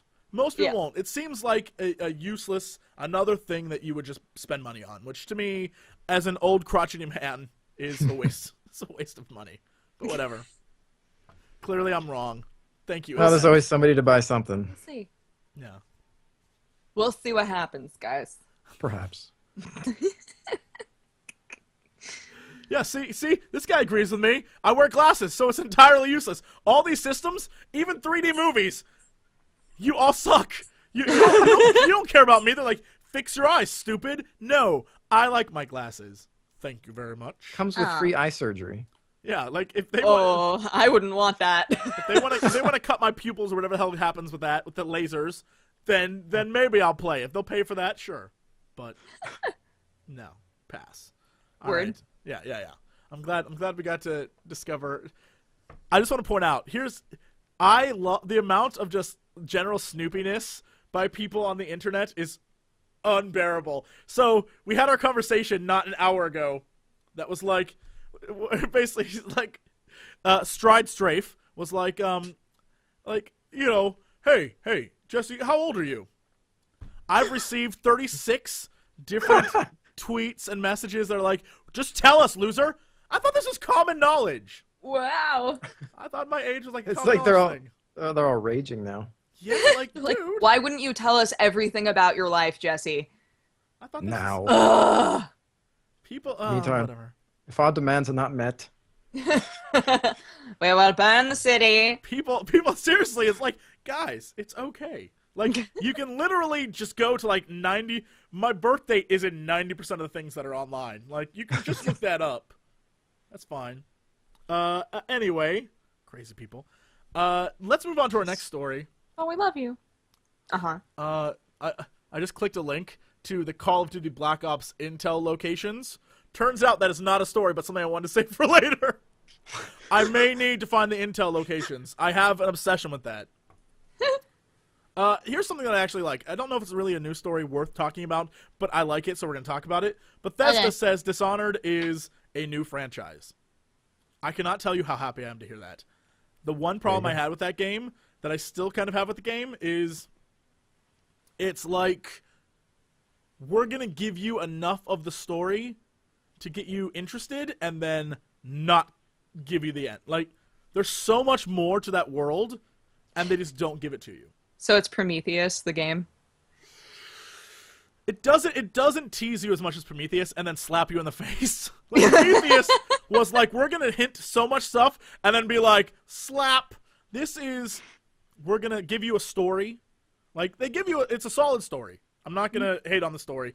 But we're going to give it to you in a world that is so rich and developed, but not go deep into that. Like, if you look into the world, I've actually gone online. I may be slightly obsessed. I've gone online and looked up the world map, and they have a world map, and the world map has locations that they mention in the game, but you never go to, you never see. And in those locations, it gives you history of those locations, and it tells you about stuff in the ocean, and about this other continent that is kind of like the America of their world, where no one has, like, the people there are like weird tribesmen, and anyone who ever goes there disappears, and they created a town there, and everyone in the town vanished. There's this whole backstory of shit.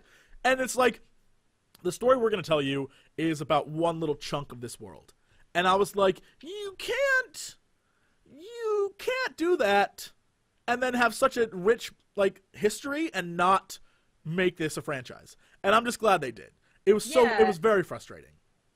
I mean, they were probably like, it's just like with movies when they leave like elements of it open to possibly have more movies, but they don't want to say, oh, we're totally going to make more movies of this in case the first one is a complete flop. So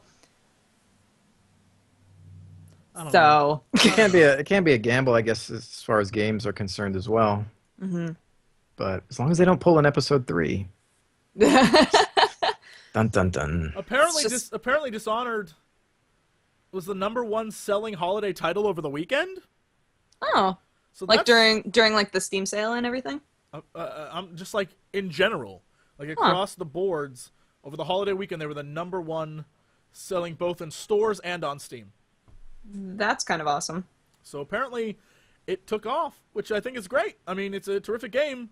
It's but like I've said many times, my one complaint is like, why so much lore? As a lore nerd, it's my job to complain about these things. Why so much lore you just don't talk about? Like that infuriates me. Right. It makes me mad. And so But now we have a chance to go back to the world. Joy and happiness. Save some room for later. That's all I'm saying. That's all I'm saying. People in chat just don't care about Dishonored, apparently. They're all freaking out about how we just dissed Prometheus. Like, this is a pretty good movie. I'd like to remind everybody who's in chat right now and watching the VOD that I absolutely loved that movie. I'm willing to make fun of it, but I loved it. Prometheus was the worst kind of like Carlton look. Carlton. No. Carlton Cuse and Damon Lindelof, the guys who wrote Lost. Damon Lindelof had his hands all over Prometheus, and you can tell because it's all build up, no payoff. Like, it's the kind of movie where you're on the edge of your seat the entire way, like, oh my god, whatever's gonna happen is gonna be amazing. They're gonna finally tell us who the smoke monster is, and then it's like, nope, it's all about the characters. It's nothing to do with the island. No, it does. That's why I watched for 6 years. Don't do this to me with Prometheus. See, I never understand. I never understand when people watch a movie and then say, they didn't explain everything to me, I'm so angry. Like, I'm totally fine with having a lot of questions left unanswered. These aren't unanswered questions! Dodger, these aren't What? unanswered questions. Look. SideStrafe, I'm going to ask you to back me up on this, because you have to. Okay. Here's the deal. SideStrafe, I think we're friends, and I we'll think see that what's you going on should here. back me up on this when Jesse starts tearing into me. When Are you ready? when there's a movie, and early in the movie, they hint that aliens have existed, like the alien species, like that aliens, and they're wall paintings of them, like wall murals, and their bodies, like with their chests ripped open, and they're like, what could have done this? And then they don't ever bring up the fact that those things exist until the creation of one at the very end, right? It's like, where were all the aliens? Where'd they go? What happened on the planet? Why were these things there? Why did someone do this? What were they doing on Earth? Why did they suddenly decide to go back to Earth? It's all, like, the whole thing is nonsense. 90% of the movie is just like, we're going to give you a hint about something. Never tell you about it. And then at the end... then people continue to talk about it, like we're talking about it right now, because some people are so angry that they don't have concrete answers, and then everybody else loves that they can watch it and be like, okay, this is what I think happened. I will say this. Yes. I'm willing to concede that I like the movie better without answers, because when they finally gave the answers, I was mad. if you ever saw the interview, they said, I think it was Lindelof, someone said that the story element that they cut out was that the reason 2,000 years ago the aliens went from trying to help us to wanting to kill us is because we killed Jesus, which was an alien. That was it all what makes they. Sense now. I'm not joking. That's what the answer they were gonna give, and that's why in the movie there's this talk about religion and there's like all this stuff and it overlaps, right? But they never explain it. The scene they cut was that the alien who came back was Jesus, and we killed him, and that's why the aliens wanted to kill us. And I was like, you know what? I'm okay with them leaving that out because that's dumb as shit. Yeah, that's really dumb. That's real like, dumb. It's a good I thing they can't cut protect this storyline when they're gonna put dumb stuff in it. I was like, you guys. I'm not know saying it's aliens, but aliens. It's alien Jesus. It's alien Jesus. Where's the guy with the crazy hair at? We need him now. Oh my god. So I don't know. Maybe they were playing it, safe, trying to keep things like for the others. Maybe they didn't know. I mean, you can definitely enjoy it as is in some cases. I don't know. I still like as just watching it as a simpleton or somebody just who can really read into it. Super smart. You're super smart. I'm saying either way. I could still. I know when I walked away, I said, well, I still enjoyed it, but I did want more, of course. And yes, you are going to talk about it, so maybe that's part of it. Maybe it's a marketing ploy. I don't know. Nobody But knows that they're going to make another movie I don't There's know. so- I just there- didn't feel there's- like there's There so are much things there. that make me angry in it. Like, I always hate movies when there are dumb scientists. Like, oh my god, me too. that Oh my thing god, that's the is only going thing to that kill made you. me Scientists. so why angry. do you not have guns? Why do you tell the guy with the guns to not come with? Oh, this is a science mission. No guns. Here's the best part. For scientists, you're right. They're dumb as shit because they walk into an alien world. The guy goes, "It's oxygen." Removes face mask. Like, you don't know what's out there in the oxygen. Like, you can get instant diseases. Like, that is the dumbest thing. He's like, "I can breathe." Like, no. Why would you do that? The thing that I hated was how they're all walking around and they're all terrified trying to get out of this place, and they're, you know, stuck in the maze or whatever. And then out of nowhere, this guy decides he's not terrified anymore because he's found this giant worm organism. And I'm like, don't touch, what are you doing? And then it leads to their downfall. I was like, this is so dumb. There was a deleted scene that kind of explained it because I watched all of the deleted scenes. It was a Jesus worm? No, it wasn't a Jesus appeared. worm. But there's a scene where he finds like a really tiny worm while he's still with the whole group. And he's No, like, it oh my wasn't. gosh, this is the largest alien organism we've ever found. This is incredible. Okay. And so then when he sees the even larger one, he's like, ah!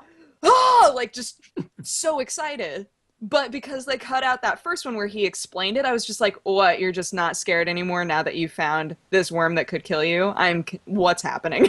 Like, Here's Okay, the thing. that. I just want to thank you guys. I've wanted to have this conversation for so long, and TV has never ruined lets this you. for me. And you know what? I don't care. He's gonna come back and he's gonna be like, "Oh, you ruined my podcast." Tough shit. Do it yourself. You need to be here. I'm having. You were in Vegas I'm shooting having all the so much guns fun and eating right now. buffets. Yes, I'm having a damn good time. Thank you. Thank you for this. I can now move on in my life. This is closure for me. Viva Las Vegas. Right? This is closure. Yes. What happens in Vegas stays in Vegas, and so should TB. Boom. Oh, wow! I'm going to get yelled at by a lot of people. Chivalry duel. Chivalry. Ready to happen. Oh my god. Fists only That's how we Fist should only. settle things always. with chivalry. It's like, all right. That's why I that game was agree. invented. You just title the video with whatever the beef is, like whatever the fight is. You don't explain that it's chivalry or what's gonna happen. You just fist fight until one of them's dead, and that's the person who's right. Anyway, our big story, I think the most important one, and I'll save it for last, is 18 great games you might have not played in 2012. This is an I IGN love this list. Right, this is an IGN article, and I gotta be honest. Usually, when it comes to IGN, I'm like, meh, hit or miss. But this one's definitely on the money, and I love just their suggestions for this. So I figure we'll go down the list and just go through them. And these are the games that as the year ends, you have a month left. You probably should check these out, and they're amazing. So the first one is a game I honestly have never heard of, but apparently it's 15 minutes long, and it's called 30 Flights of Loving. I've heard of this game and never played it, but I've never heard of this before. And the picture they have is of boxmen. They have they all look like Wilford Brimley, kind of. And it's a Diabetes. first-person narrative about love, betrayal, and grand heists. In 15 minutes? in 15 minutes. In 15 minutes. Breakneck pace of progress, bombarding you with imagery and detail that flies straight over the head of everyone the first time. So, oh my goodness. Okay. I love stuff like that, This where is you an feel like you artsy- have to play it yeah. again. This is an artsy-fartsy game. This Yeah. sounds like one of those games where a lot of people would instantly hate it. But it seems like this is going to be... People are saying it's awful. TB played it, it's awful. Well, I wonder what his Now I opinion of have that to would play be. it. Yeah, now I have to play it. No, Someone gave their opinion. yeah, I do this thing. I do this in actual retail stores too, but I put like things into my cart to buy, and then I'm like, never mind. And I've put this game in my cart on Steam, I think maybe 5 different times, and been like, I haven't really heard enough about it to make me feel like it's worth buying. But I'm curious now that it's on this list. I've never seen anybody play it. Sorry, TB. I don't watch every single video that you make. No, see, yeah. So, all right. So it's saying people are saying that the game made no sense. Like a game makes no sense, and that's the kind of game that I love will games love. like that. Yeah. Because if you haven't, if you haven't figured it out already, I like story, and I will freak out until I know the story of something. And as we explained in Dishonored and Prometheus, if I don't know the story to a game or a movie, I will get ragey about it. And this is the kind of game that I will go into extra depth to figure out. I love this stuff. Yeah, I definitely want to play this. And it's only $5. Done. Wonderful. All right. The next game is Zero Escape, Virtue's Last Reward. All I know is that there is an incredibly attractive young pink-haired girl wearing absolutely nothing. Oh, wait, no! An incredibly attractive young pink-haired girl has been outdone by dark-skinned mochaccino lady in the background. Look at her. Hello. Hello, anime girl. I've never even heard of this game. Neither have I. Neither have I. It seems like one of those games that got badly translated. Like that title. Maybe. Like it probably... Zero Escape. Apparently it came out Last during a Reward. big game frenzy in the US, and is out this week in Europe. And so almost nobody has played it yet, which is madness. It's apparently very good indeed. It's a visual novel. Oh, I love with games interactive like stories that. with puzzles, excellent voice work, and lovely 3D animation. About a prisoner's dilemma. Give up your accomplice. A prisoner. He's a Wow, prisoner. I think okay. that's his dilemma. So for those of you who don't know what the prisoner's dilemma is, it's one of those like game theory things mathematicians do all the time, and like various smart people. Where it's the idea of, you know, if Dodger and I are in prison, we have to weigh our, like, if we're being interrogated, and you know, SideStrafe is like, look, Dodger, if you rat out Jesse, I'll reduce your sentence, and, you know, we'll put him away for a long time. But then he'll come to me and say the exact same thing. And then it would be, the idea would be like, what do the two of us want to do about that? So, for example, we could both remain quiet, and there might be a chance that we'd get off. Or there might be a chance that we go to jail for like a year, right? Or we both talk, in which case we both go to jail for a long time. Or one of us talks, and one goes to jail for a long time, and one doesn't. And so it's like a square, 4 different options that could occur. And that's sort of like, most people when they place, like when they think about like real world problems, that's sort of how they operate. Like, here's the solutions, what's the best strategy? And so if you think, from our point of view, right, our best strategy is to not talk at all. Which is why most people, when they're caught, like even in movies, like, I'm not going to tell you a thing, copper. Because the idea is, if you don't say anything, you have a less... They have no information. Right. And, you know, SideStrafe, his thing is, I want you both to talk. So I'm going to offer you, like, amazing deals, but offer it to both of you. And if you both give up each other, then I can put you both away for a long time. And that kind of thing... Or if you're in Supernatural, then you both have a storyline that you can corroborate with each other, because they both memorized a thing. Right. And then, right? And so they're saying that this game is about that, and it's a complex maze of intersecting timelines, actions, and consequences. I'm letting you know right now, this is a purchase. I'm going to find this. I don't know what it's on. It's on PS Vita and 3DS. Son of a bitch. All right, I'm not going to buy it. I own neither of those. Never mind, not buying it. I Wow. have 3DS. Maybe I'll try it. Yeah, Sounds awesome. The pink-haired does sound girl, if cool. any of you have watched Gurren Lagann, it looks like the chick from Gurren Lagann. The redhead girl? Yeah. Who is apparently, like, the internet's version of, like, free porn. 4chan, I'm looking at you. She's everywhere on there. All right, our next game. I mean, that sounds like a great concept for a game. I'm a little mad that it doesn't have a PC release, or at least a console release, which is, you know, I guess handhelds. All right. A lot of it's so weird. Here's the thing. We talked about Nintendo and how Nintendo, it's like first-party stuff is what saves it. I'm going to retract what I said. Nintendo, its handheld games are what's saving it. Its handheld games are way better than half the console games that come out for it. I do agree with that. And that's, I guess that's because handheld is like one of their biggest selling points. Like, a lot of young kids get those games, and I guess a lot of adults too, because this sounds like a very adult game, but that's just me. I find that surprising since we have so many like mobile games now, but handheld is still like pretty big. So. The next game, number 3 on this list, is Dear Esther, TB's absolute least favorite game. I pretty heavily disliked this game as well. they're saying you need to play it, and they're saying basically because it's an experiment in interactive storytelling. I think interactive is a generous word here. It's beautiful. it's actually kind of disturbing in some areas, but it's not very interactive. If interactive is you walk, then that's... It's experiential, but it's not interactive. Yeah. It's definitely... Here's what I'm glad about. I'm glad that this game got such high publicity that the guys who made this are working with the Amnesia team to create the next Amnesia game. Like, that level of detail, because the game is a beautiful game. And no one can say it isn't. There are parts of that game that are stunning. But again, I don't know if it's that... I mean, we've had this discussion before. I don't know. It borders that line between a game and an iPad story app, right? Because you're just sort of like going through the game and hearing a story. And after the first time, I guess they're saying like you can go back through it at different points and get different story elements. But really, it's you're walking through a story. Did you ever play this game, Strafe? I have not.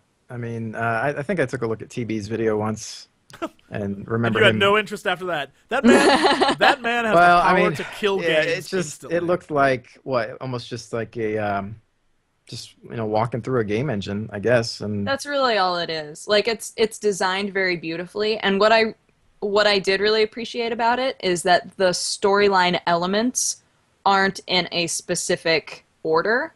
And I thought that was really cool. So, like, you just kind of walk around and you get little pieces of the story, and then you piece them all together in whatever order you experience them.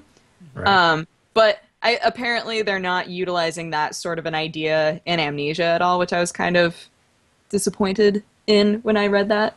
But it is a beautiful game. It's just, it slogs. It's not, it's not an exciting game to play at all. And I do think that interactive is not accurate. It's a generous term. Yeah. The next game is a very generous game to add to this list. That's Slender. For those of you who have never been on YouTube before, this is a game where grown men scream at the top of their lungs and make idiots of themselves while playing or pretend to. Yeah, while playing the exact same patterns over and over again. I'm not gonna lie. Graphics wise, it's pretty junky.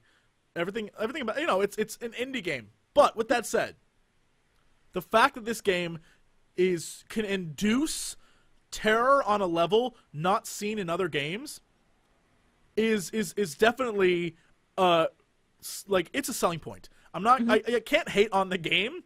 What I can hate on is the fact that at some point the scariness, the fear of the game dies. You can only be scared so much of the same loud noise face.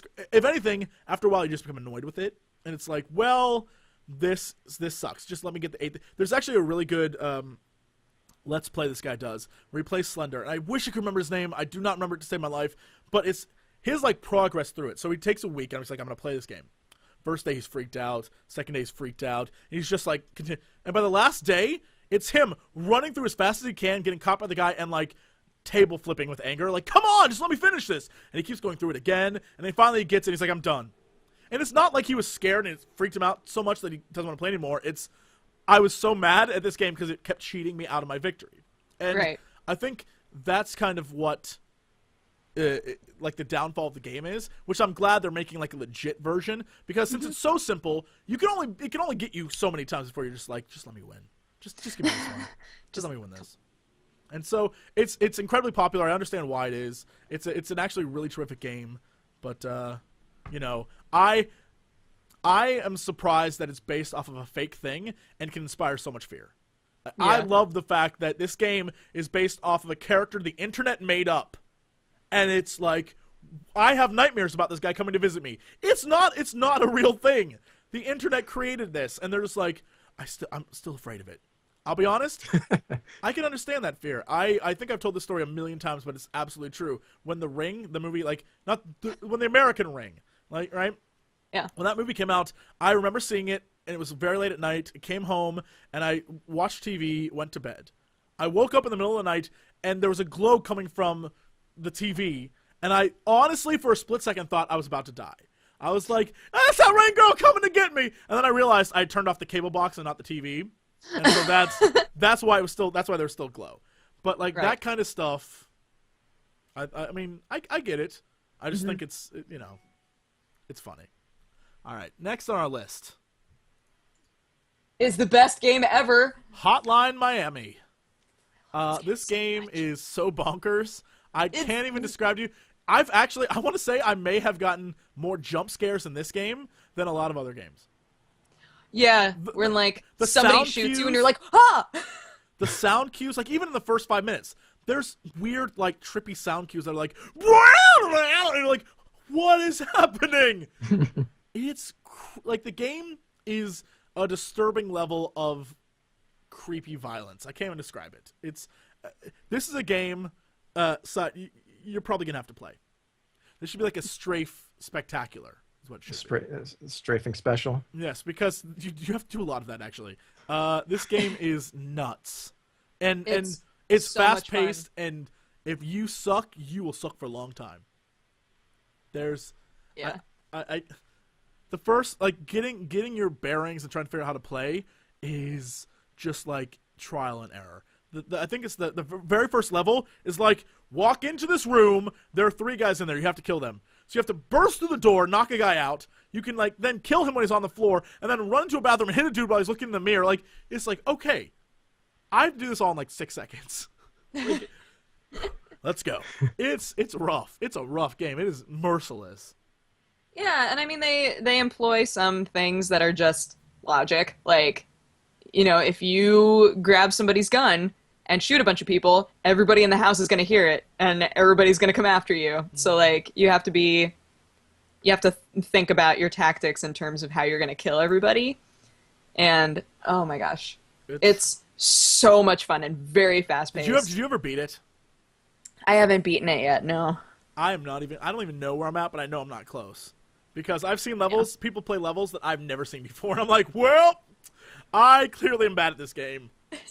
But it's I want to do a Fan Friday of it, but I feel like it would just be like me raging. And every time I rage, people are like, calm down, it'll be okay. Relax. I can't help it. I get the opposite reaction whenever I make a game where I'm like freaking out. People are like, why do you not do this more? Someone in chat said that they should get me to play Fatal Frame. I've played and beaten Fatal Frame many times, and that game is the single scariest game ever made. I've said it before. I hope it comes out for Wii U so you can stare at it like this through the screen. You can play like this, like, oh my god. It'd be so awesome. But on your TV screen it's just a blank screen, but here's how you see them. I'm telling you, that'd be the best. The single best game ever made. But, Word. You know. Who's the guy that does all this? There's this guy that does all these scary games, but he's never afraid of anything. And he's just hilarious because nothing scares him. Oh my gosh, I know who you're talking about. He did that Fatal Frame and Yeah, I've watched him on Twitch before, I think. nothing. He just like something will be a jump scare and I'll be like, "Oh, hey man, why'd you do that?" All right, and I'll just go through it. Dude, I don't know who that is. I almost feel for him because he must be desensitized to everything. Like, I want to know what happened to in his life where he's just like, look, I just don't. Like, he's a badass. I want him to be my bodyguard. Like, he doesn't flinch for nothing. It's kind of like all the people who do like the games that are made to make you angry, where it's like they purposely try to kill you, and you see Let's Plays where they're like, I'll just try it again, I guess. It's like, how do you not get mad at that? The game stole that from you. And it's like, I'll just give it another go. Let's see what I can do. I'm like, all right, Johnny Emotionless, you have fun with that. Next on our list is Okami HD, which, if you never played the first one, the non-HD, pick this up. First one is incredible. Luca on not the last podcast, but the podcast before it. Yeah, she said that it's awesome. So Okami HD, it's you know, it's the only the only game ever to out Zelda the Zelda series is what they say here. I would almost agree with that. It's a terrific game. And beautiful game too. I haven't played the HD version, but I would assume that it's better than the normal old school version because it was beautiful then. I'm sure it's even beautiful now. So if you haven't played that, pick it up. I mean, that's an old school game reissued. Speaking of reissuing games, on my Twitter, on my Facebook, I would suggest you go and check out the link I have to The Ace Combat HD collection. Yeah. Some dudes are trying to get that made. Ace Combat 5 has the single best storyline in any game for PlayStation 2 in that era. The best. If you disagree with me, you've never played it. I mean, it's that simple. I in that PlayStation 2 era, it was the single best storyline. There were so many twists and turns and so many red herrings that it was like, whoever wrote this should have written a movie because it's that good. So that's all I got to say about that. Word. Next on our list is Tokyo Jungle. Oh, your baby. They're saying Tokyo Jungle is superbly bonkers. Agreed. If you can, like, oh God, what a beautiful game. I haven't played half of these games, by the way. Just saying. You need to play Tokyo Jungle. Tokyo Jungle is ridiculous. You have a PS3. All about the Tokyo Jungle. Yeah, Yep. basically you're an animal, and it's in post-apocalyptic Tokyo, and all the animals have gone feral, and so you start off as different animals, and you just live your life as an animal, and you mate, and you like kill animals, but you start out as a Pomeranian. The first animal you get is a Pomeranian, and Or a deer. Or a deer, but the deers are horrible. You don't want to be a deer. The deer is horrible. It's trash. If you play a herbivore, your only option for survival is hiding and eating grass. Like, that's it. Like, you have no... So boring. Fighting is just the worst. I guess if you want to go, like, stealth survival, which why would you? When you can be a badass Pomeranian and bite horses in the throat. Which is... In the throat. And that's how you kill them. You, like, hang on for dear life, and it's... the whole thing's nuts. But then later on, you can... If you play... There's story mode, which is, like, it tells the story of whatever class you're playing. But then there's... just survival mode. And survival mode is how you unlock different characters. And my goal, and I haven't done it yet because I keep getting killed, is there's a randomly generated chicken that has armor on. And if you kill him, you get chicken with armor as one of your things. I want that I want to be an armored chicken. And I want to go around and decimate the world of post-apocalyptic Tokyo. I want that. You should so do that. badly. That should be your thing. Get one of the chicken costumes exist, so just put some armor on. Let's go around. That's as close as you're gonna get. Well, I need Tokyo. It's your white whale. It is. I need Tokyo to have an apocalypse first. Then we can. Come on, Mayans! Come on, Mayans! Jeez. We For the rest of the world. We got less than 25 days. Let's go, Mayans! Don't let me down. All right. Yeah, and you have a PS3, right? It's only on PS3, so Yeah. it's like it was meant to be. You're meant to play this game. Time to bite a horse in the throat. Yep. The next game on our list is Binary Domain. Here's the thing. Never heard of this. Never heard of it, and the screenshot they have is a dude with half his face blown off and the Terminator underneath it. It's a horrifying screenshot. I don't know what this game is. They'll tell you it's one of the most interesting games of the year. It's a cover shooter, but one with unconventional enemies and characters who slowly develop from generic super soldiers into actually quite interesting sorts. I think I saw this on Steam and just was like, no. The thing is like that's literally all they say about this game. They don't describe it in any other way. Yeah. So I don't even know. So it's just a cover shooter that's like, well, I guess you'd have to watch the trailer for it. It's an interesting cover shooter, apparently. It's different. You cover in different ways than other cover shooter I'm going to look games. it up on Steam and see if it says anything else. Binary Domain. There it is. It's $40. What is it? The machine age has begun in this immersive and atmospheric squad-based shooter Unacceptable. in which you need to regain control of a futuristic Tokyo from an emerging robotic threat. Is this how the apocalypse happens and I get to play Tokyo Jungle? Don't help them. Don't help them. That's Let the robots Let win. the robots win. Oh, and now we're back to the robot uprising. We've come full circle. Yep, this entire show is full circle. That sounds kind of fun. So it's a squadron-based shooter? Yeah, it looks like it. Genre action. Oh. I'm pretty sure it's not that great. Oh no, IGN loves it. They love it. They think it's great. They love money too. The meta score is 68. No. Wow. Okay. So So that might be. I might have to check. I might have to check it out though. If it's a game, like so far, all their games have been like right on with like you have to play it. So I'm gonna give them this one and say, all right. People may not like it, but I'm gonna try it because so far everything else has been spot on. The next game on our list is Spelunky. I don't know what this is either. It's an Xbox Live Arcade game. It's available for free on PC. And playing a brave little explorer, you descend through progressively deadlier caves to uncover their secrets below ground. It's randomly generated, so no two games are the same. It's also incredibly difficult. Alright, I may have to pass on this. Many players won't even see more than the first few caves. Oh my god. Oh, this looks Oh, no. great. It even has a co-op mode? Oh no! Oh no. This could be Yes. problematic. Perfect. Download. Yes. Click. Done. It's mine. We expect a Let's Play. Oh, okay. That's what's going to be that. More Spelunky!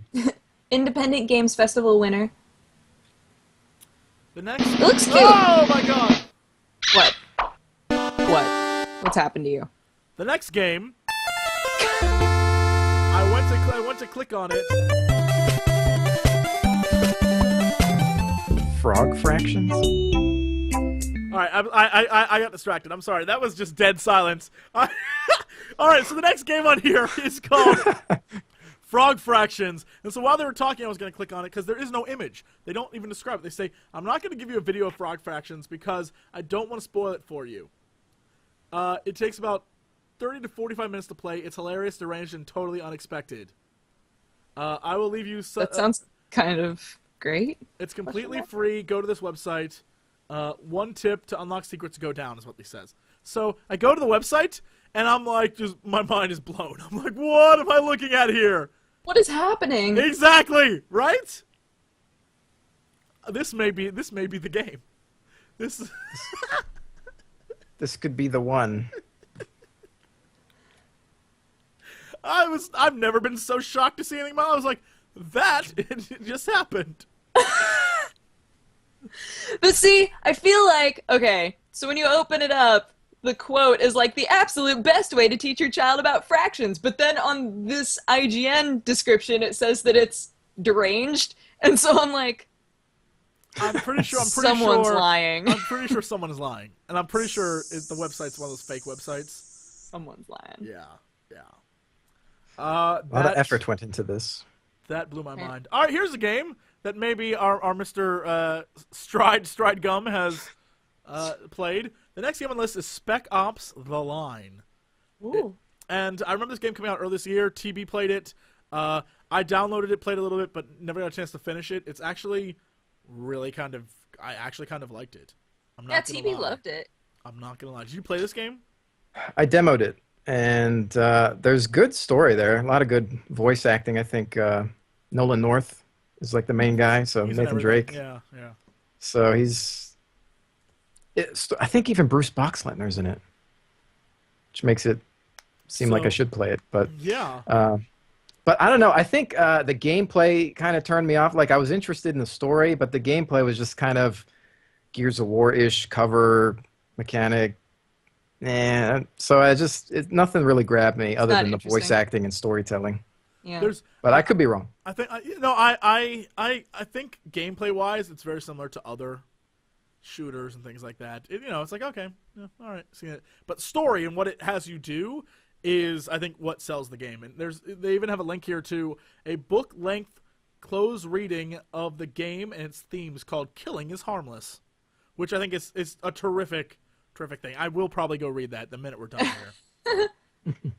And that's Killing is harmless. I think that's great. The next, I would recommend it. I would say if you don't mind the fact that it's gonna be your basic shoot like FPS, and there isn't really anything innovative there, but you like great story, I'd go for it.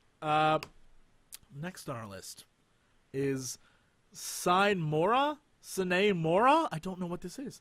I've never heard of this before. either. But the screenshot has like an old like wannabe Diesel propeller punk? plane. Yeah, like it's It looks like Repo the Genetic Opera, the game. old school arcade shooter with shades of the Matrix's grim cybernetic future and the ability to control time. And animal pilots, sign me up. Wait, From Tokyo Jungle. wait, you can't just here's He just toss that in at the end of the description, like, Oh, by the way, Jesse. animal pilots. hey, Jesse. They're animal pilots. By the way, Just wanted to throw it out there. by the way, I'm not saying they're animal pilots, but But there might be animal pilots. there might be animal. That's the most amazing. It's like, hey, there's this great game, and it's like Diesel Punk, and there's all this cool stuff in it. It's sort of like the Matrix in a weird cybernetic future. Pause, and they're animal pilots. Like, that's a nonsense statement. I love it. so it's Star Fox basically. I guess that might be kind of what you can. People are Sure, saying in yeah. chat that it's really hard. Animal pilots. Oh. Feels hard? Is maybe too hard for us? Could Maybe. be. Most likely, yes. It's a wafer theme. The next game on our list is one that I would say probably isn't accurate. People didn't play it. Sleeping Dogs. Sleeping days. Sleeping Logs is Sleeping Logs. Yep, go on. Sleeping Logs is a very boring game. I mean, it's just wood. It's doing nothing. It's there's so not- weird. You roll around a lot, but But very theoretical. Yes. Do they actually sleep? I don't know. That's the point of the game. If a Go log on. sleeps in the woods, does anyone even notice? The game here is Sleeping Dogs, and it's basically like GTA but Asia GTA. It's in Hong Kong, and it's what was the original game series this was from? True Crime, I believe. yeah, I think so. And so, No, actually. thanks, Dodger. You're And welcome. I'm so helpful, always. Time. And so it's a fun game. I'll give it that. The story's pretty great. The driving's pretty great. The one thing that annoys the balls out of me is the fighting system. There's a lot of times where you'll go to block and it like just doesn't register your block, and so you have to block before they're about to attack you. But unless you're psychic, there are times when that I was doesn't saying, how happen. do you know? And That's part of there's I guess a lot of people will be like, you're just not skilled enough. You don't get it. But the fact that I'm not the only person who said that means that it's an inherent problem with the game. Like that's a problem. And also, if you get beat up, you get beat up. Like there is no like, man, I took a lot of damage there. I'm dead. I'm dead. So you have to be real cautious about what you do. So instead of running into fights all the time, you have to like slow it down and be like, all right, there's 4 dudes there. I need to get like a knife or something because this is gonna be bad. So other than that, it's a fun game. There's all sorts of funny stuff in it. I think they just had a zombie mission they added. It's Asian zombies, which is pretty Cool. great. Yes. So if you like Asian That zombies, makes all the difference. it does really. That's what I look for. I mean, in a zombie game, they have to be Asian zombies. Otherwise, it's just Otherwise, you just can't Makes no sense. can't continue. Yeah. I like that the chat immediately when I'm like, they're just gonna say that I'm not skilled enough. Everyone's like, you're not skilled enough. LOL. You guys are the funniest. good timing. You sillies. The next game on this list is Velocity. Velocity trailer it's a combination puzzler and vertical shooter. It's in the PlayStation Store, so it's a mini. It's only 4, I don't know, pounds, euros. Apparently this IGN article That's is written. pounds. Apparently it's written by some guy from merry old England. And it's a wonderful homage to retro score attack shooters, but one that's bursting with original ideas as well. So I guess it's a puzzler and a shooter? I've never heard of this game. That might be fun checking out. A puzzle shooter. It looks cool. It reminds me of like a lot of NES shooters that I used to play. The next game on this list is Super Hexagon. When And hexagon wasn't enough. Super Hexagon. I've heard this game is awesome Apparently it's supposed to be amazing. and really frustrating. I've also heard that. I don't know. It's supposed to be. I love how he says here, you become one with your primal gaming nature. I don't quite know what that means, but apparently you have to be, like, in the zone. We all know what that means. Yeah, it even says, it has awesome music that pulls you further into the zone. Yes. So you got to go in the zone for this one. But Lasts more than 5 seconds on your first try. You're quite possibly a prodigy. I'm not sure what that says about this game. I'm a little worried about it. I think it comes with a bag of weed. Maybe. They just, like, well, I bought it online, so I could play it now, but I have to wait for them to send my package. $3, though. Hold the phone. Hold the phone. Holding. Holding. The next one, re-released on Wii this year, bizarrely, Project Zero 2 or Fatal Frame 2? When did I miss this? I think I saw this somewhere recently. They re-released it, an enduring classic that every horror fan should have in its collection, according to our reviewer. LOL, I didn't even play it. All right. Wii controls enhance rather than ruin the experience, and the lack of progress and innovation in the horror genre becomes disappointingly apparent as you play through and realize that nobody's really done anything as ambitious since the 9 years it came out on PS2. I was about to say, like, this game's rather old, but they re-released it. It's an older game, yeah. But I'm like, they re-released it, and I wish I had played it, hopefully with updated graphics and stuff, and controls, because you use a camera to stop ghosts. I'm watching the trailer. I will not watch that trailer. I have to. Balls to that. They're butterflies. Sure they are. Sure they are. Until it jump scares you. Keep watching it. Everyone just watch Dodge or watch the trailer. Everyone just watch the trailer. There are butterflies though. It's true. Now it's all sepia toned. It was very happy, and now it's sepia toned. Oh, people are falling. Oh, but now it's back to happy colors. Ghosts are coming to get you. Ghosts are coming to get you. Ghosts are coming to get you. Turns out that maybe she wasn't talking to anyone but herself. Because they were ghosts coming to get you. No, the other person is walking into the forest with the butterfly. Butterfly's going to kill that person. Beware the butterflies. Now there's lens flare. There's always lens. And I feel like we should just talk over the trailer. Somebody has a broken ankle. No. It's not that bad. Oh, they just zoomed in on a thing, and now everything is black and white. There's sounds. The ghosts are gonna get him. Or you could watch it. I am. Oh, see? The other girl might be in a kimono. She's running through the forest now. She's running through the forest now. It's black and white, and she's running through the forest. And now there's another girl in front of her. Turn her around. Kimono girl. And now there's another. She's running after her like, I'll save you, kimono girl. Nope, because she's gonna eat you.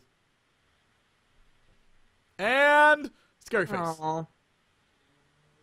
That wasn't a scary face at all. And disappointment was had. Unfortunately, that trailer was not nearly as scary as I thought it would be. Butterflies are apparently a big thing, though. Coming to Europe, June 29th, 2012. I'm not sure if you're aware, but butterflies are a symbol of immense intergalactic power. So, just figured you out. And ghosts. And apparently ghosts. Which power intergalactic travel? Ghosts. Not sure if you're aware of that, but ghosts are what power starships. The dead spirits of people is what actually creates space energy. That's what Star Trek was all about. I don't know if you're aware of this, but Star Trek was about controlling dead spirits and putting them in the reactor. When really good fight flying around in there. When Scotty couldn't get to Warp 5, it's like, I don't have the power. The reason why is because he only had 4 ghosts. Not enough ghosts. And everybody knows you need. Everyone knows that. Yeah. Even it's common knowledge. Stupid. I don't even know why we're talking about it. The next game is Mark of the Ninja. TB loves this game. He's all about it. Apparently this is an amazing stealth game, and it's basically Shinobi in 2D. If it was, and made by the guys who made Shank, which is a great game by itself. If you haven't played Shank, you should play that. That's what I'm saying. Shank is great. Yeah. If you haven't played Shank, get that game. I've never played Mark of the Ninja, so this might be something to check out. If it's as good as Shank. Didn't they have a Shank 2 as well? Yeah. Yeah, because we watched the trailer for it, didn't we? Way back in the day. Way back when we first started this thing. The next and final one, I have never heard of, ever. The Last Story. It's called like The Last Story, and it's a Wii game. And they're saying it may be the Wii's last great game. It's not the JRPG revolution that Xenoblade Chronicle was. First off, Xenoblade Chronicles, I disagree with that being a revolution, but whatever. Anyway. Go on. It's a heartfelt story that moves along at a compelling pace, and the combat system has great innovation. great characterization, localization work together. Whoa! Oh! Oh, with a Yabuyamatsu! fantastic composer. Final Fantasy composer. So it is borderline Final Fantasy. So that's great. That's exciting. The game is garbage, but the music is fantastic. I don't know. Revolutionary. Just get it for that overpriced soundtrack. I've never heard of this game before. That looks awesome. I'll have to try it. Yeah. So, I love people like Jesse. You don't know anything about video games. Just shut up. Apparently, differing opinions means I know nothing. I'm sorry. Obvious What do TV you know? fan. I'm gonna call you out like I see it. Here's how the internet works. TV does a review. People agree with him. That's their opinion for life. It's like, I heard a review once that TB said this game sucked. It sucks. I'm calling it. That's how the internet works. So, Gotta see, play all right. games So yourself. this guy's saying it was good but a little repetitive. I thought it was bad but a lot repetitive. So that's my thoughts. Xenoblade? Yes. Yeah. Like Xenogears, old school Xenogears was a terrific game, but even I'll call that for what it was. It was one CD of great gameplay and then another CD that was a book. The second CD, or whatever the last CD was just, here's wave after wave of walls of text. That's what the game was. But it was still a great game, but I'm still calling it for what it is. It was a book. So, Yeah. whatever. I guess that's it. I guess those are That the was the 18 last story. great games. I'm going to have to go find the last story, see what that's about. Because apparently, it looks kind of interesting. So, we'll see. All right. We're going to go to a break. We'll come back. This show has flown by, so I assume No, it has. we'll just come Yep. back and talk about what we're doing, promote some stuff, and get the balls out of here. Because the hell with that. Yay. We'll be back in a little bit. Talk to you guys soon. Hello there, everybody. Welcome back. How's it going? We're back with the show. We're almost done. We're almost done. Dodger's eating.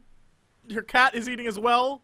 He came over to try and finagle some chicken out of my chicken fried rice, You and were so I both- figured you- I'd just keep it here because everybody was asking if they were going to get to see Sherlock Cat. So I was like, well, if I keep the rice here, he probably won't leave. I show up for food, but that's about it. You guys, you know Dodger's done when she's like, look, I'm just going to eat chicken. It is 3 in the afternoon. I got no time for this. I am hungry. Got me some chicken. Dodger gotta eat. I'm a growing girl. Question mark. The signs may be out All on the that one above still. punctuation. Look, Anyway.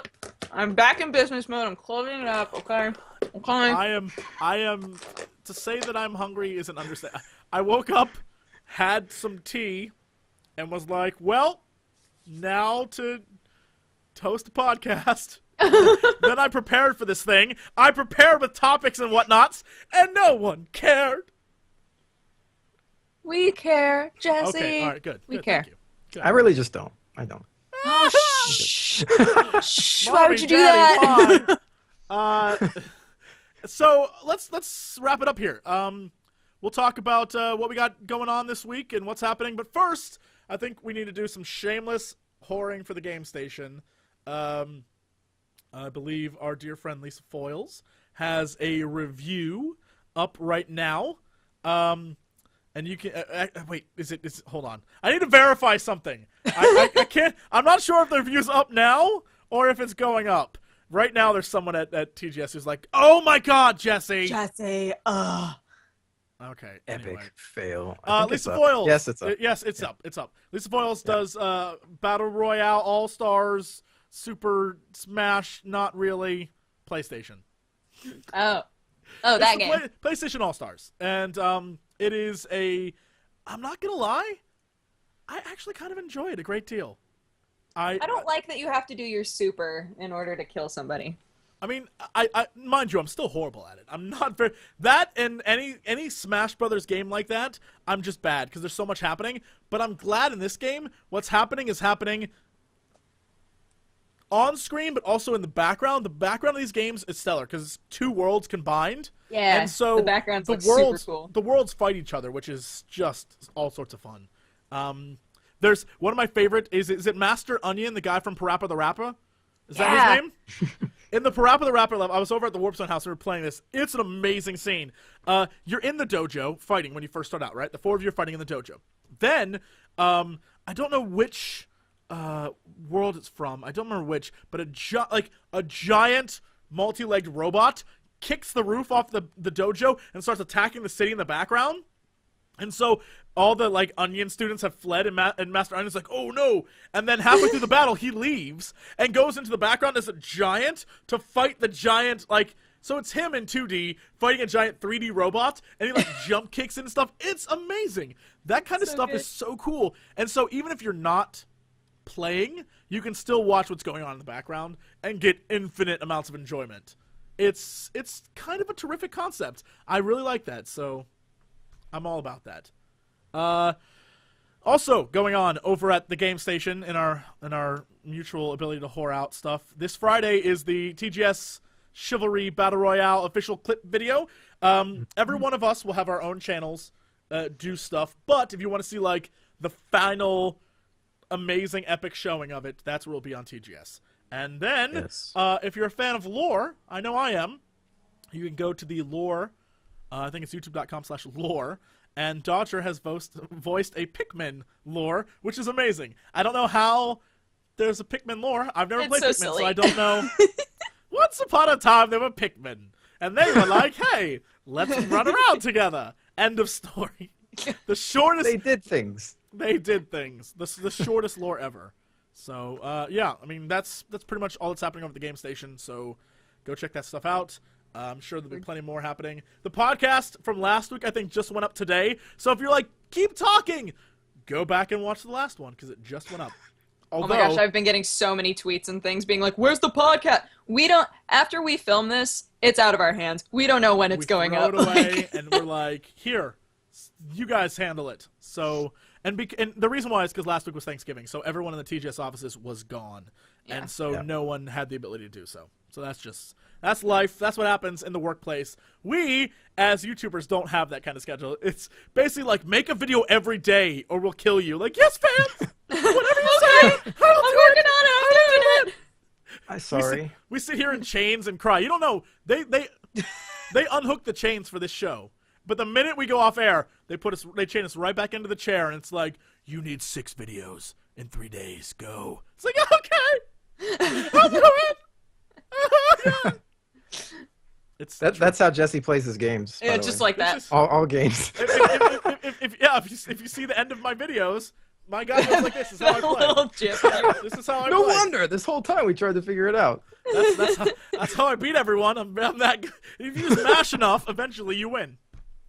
It's a lesson I've learned. Sounds like that needs to be a GIF. Good luck. Hopefully it was so blurry and laggy that it will never happen. Knowing the Tumblr sphere, it already has.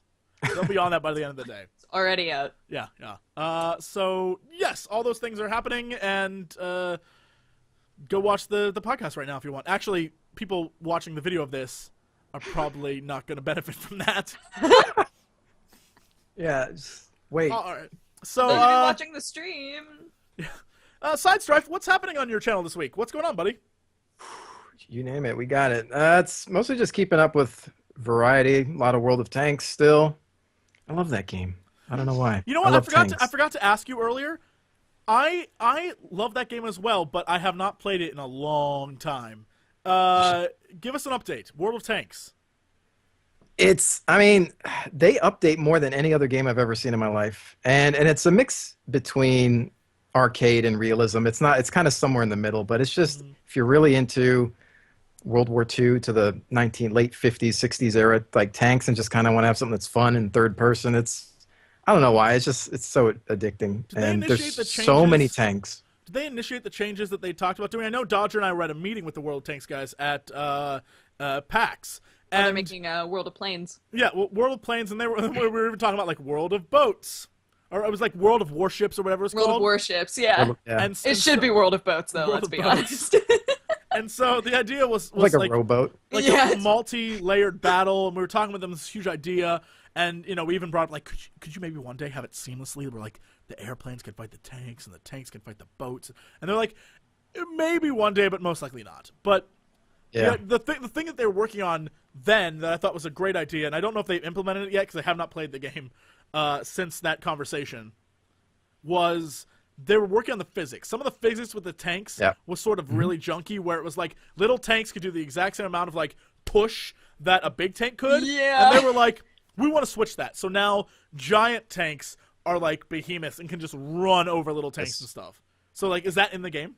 Yeah, they added physics some time ago, and because before you could be like on a hill, and your tank would just get stuck, like you could never fall off.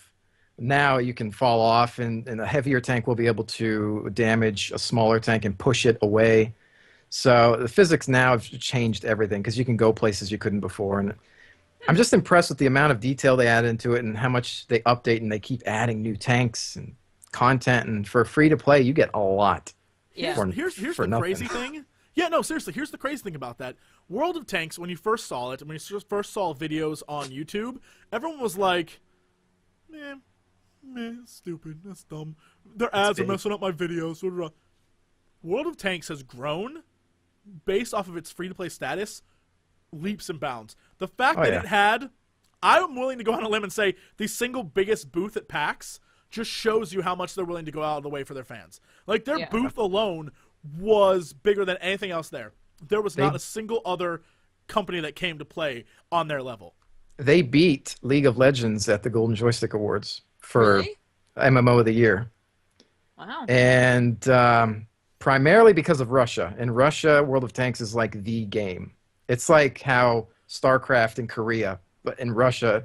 So mostly because of the Russian votes, they beat out League of Legends. I like to imagine. It's just nuts. Russia this is in my mind. I imagine Russia being, I don't know what it's like at all, but I imagine it being like totally badass, but in a weird, like, you don't want to watch where you're going badass, but like the kind of like, it's kind of badass there. And in history-wise, Russia, like, during the 80s, their thing was like, we have the biggest, best, most badass tanks ever. And even Rambo went up against a tank at the end of Rambo 3 when he fought the Russians in Afghanistan. Funny story. Apparently, everyone goes to fight in Afghanistan, and no one really knows why. But that's my political comment right now. You're welcome. Afghanistan. There you go. What Done. the fuck? That's my thing. I want that on a shirt. Why? Why? We got a lot of shirts to make. Mm-hmm. Yes, Ang Badang. That's an Ang Badang shirt. Ang But Badang shirt. but I assume that's like, being a history student, I assume because Russia was like, that's our big, we're gonna make the biggest, baddest, most awesome tanks. Like, that maybe sort of like is like a tradition of like giant. They're like, look, I got vodka and metal. Let's do this. Well, I mean, they tried to. I mean, I don't want to get into a World War II discussion, but it's obviously Germany's well known for their armor as well. But it's just nice that they have all these countries and nations that they put. Like, they just added the British, so everybody's.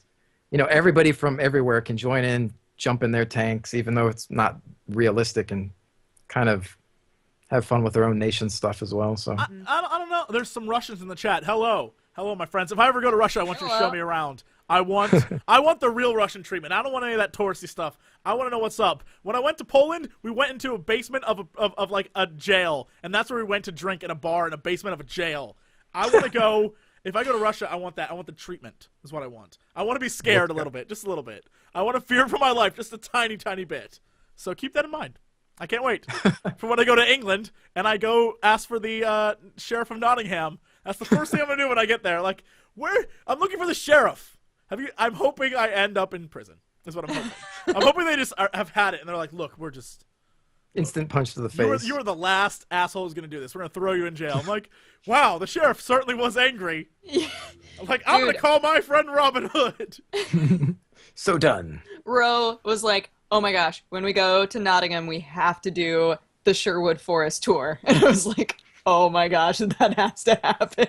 I feel like I should just dress up for the entire thing. Like, go in period piece. Oh, screw it. I'm going to go as, like, 1940s Robin Hood. Green shirt, green tights, see-through tights, and a bow and be like, "Hello, greetings, friends." That's what I'm gonna do.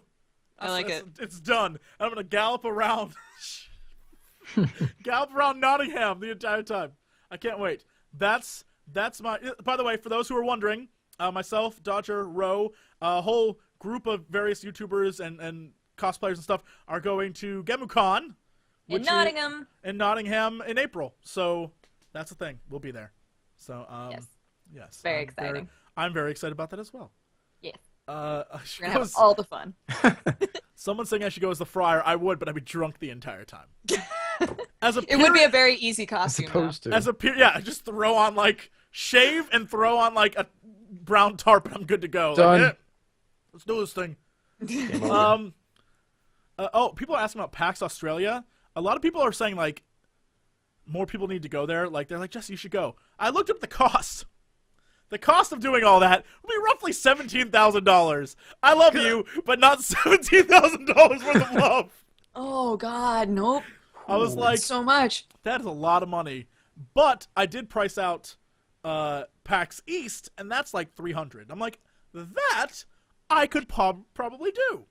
There's a difference. I love Australia. One day I will go, but the Tim Tam company is gonna have to pay for that. Because Like, Jesse. that's too damn expensive. If you only wear shirts that say Tim Tam, you can come for free. You're Yes. like, done. See, and people are curious why it would be that expensive. The reason why is because if I'm gonna go to another country, I want to spend time there, so I would take like a whole week Yeah. and like do that. Room and board and food and Yeah. plane Like, ticket. and then I fly into Sydney and then fly to Melbourne, so like the whole. So expensive. Yeah. Oh, don't worry. I won't ignore New Zealand. I saw your New Zealand airplane things. Have you guys not seen this? The minute we're done here, go look up New Zealand Hobbit or something like that. Basically, the New Zealand Airlines, they're now like pre-flight announcements are done Lord of the Rings style. And so all the passengers are like Lord of the Rings characters, and the flight attendant's an elf, and it's two elves. It's two elves. This is a real thing. And so it's like there's two elves, and Peter Jackson's even in it, and there's Gollum's in it, and they have like, just like the craziest things. And the guy who's Aragorn, all the elf women are like, oh! And the two Hobbit guys are like, meh. It's so good. And it's like 6 minutes long. I want to get on that plane and see that, because it's amazing. That's so awesome. I would love to go to New Zealand. That is beautiful. Oh yeah. So, but Like again, traveling back in time. all of that is super expensive.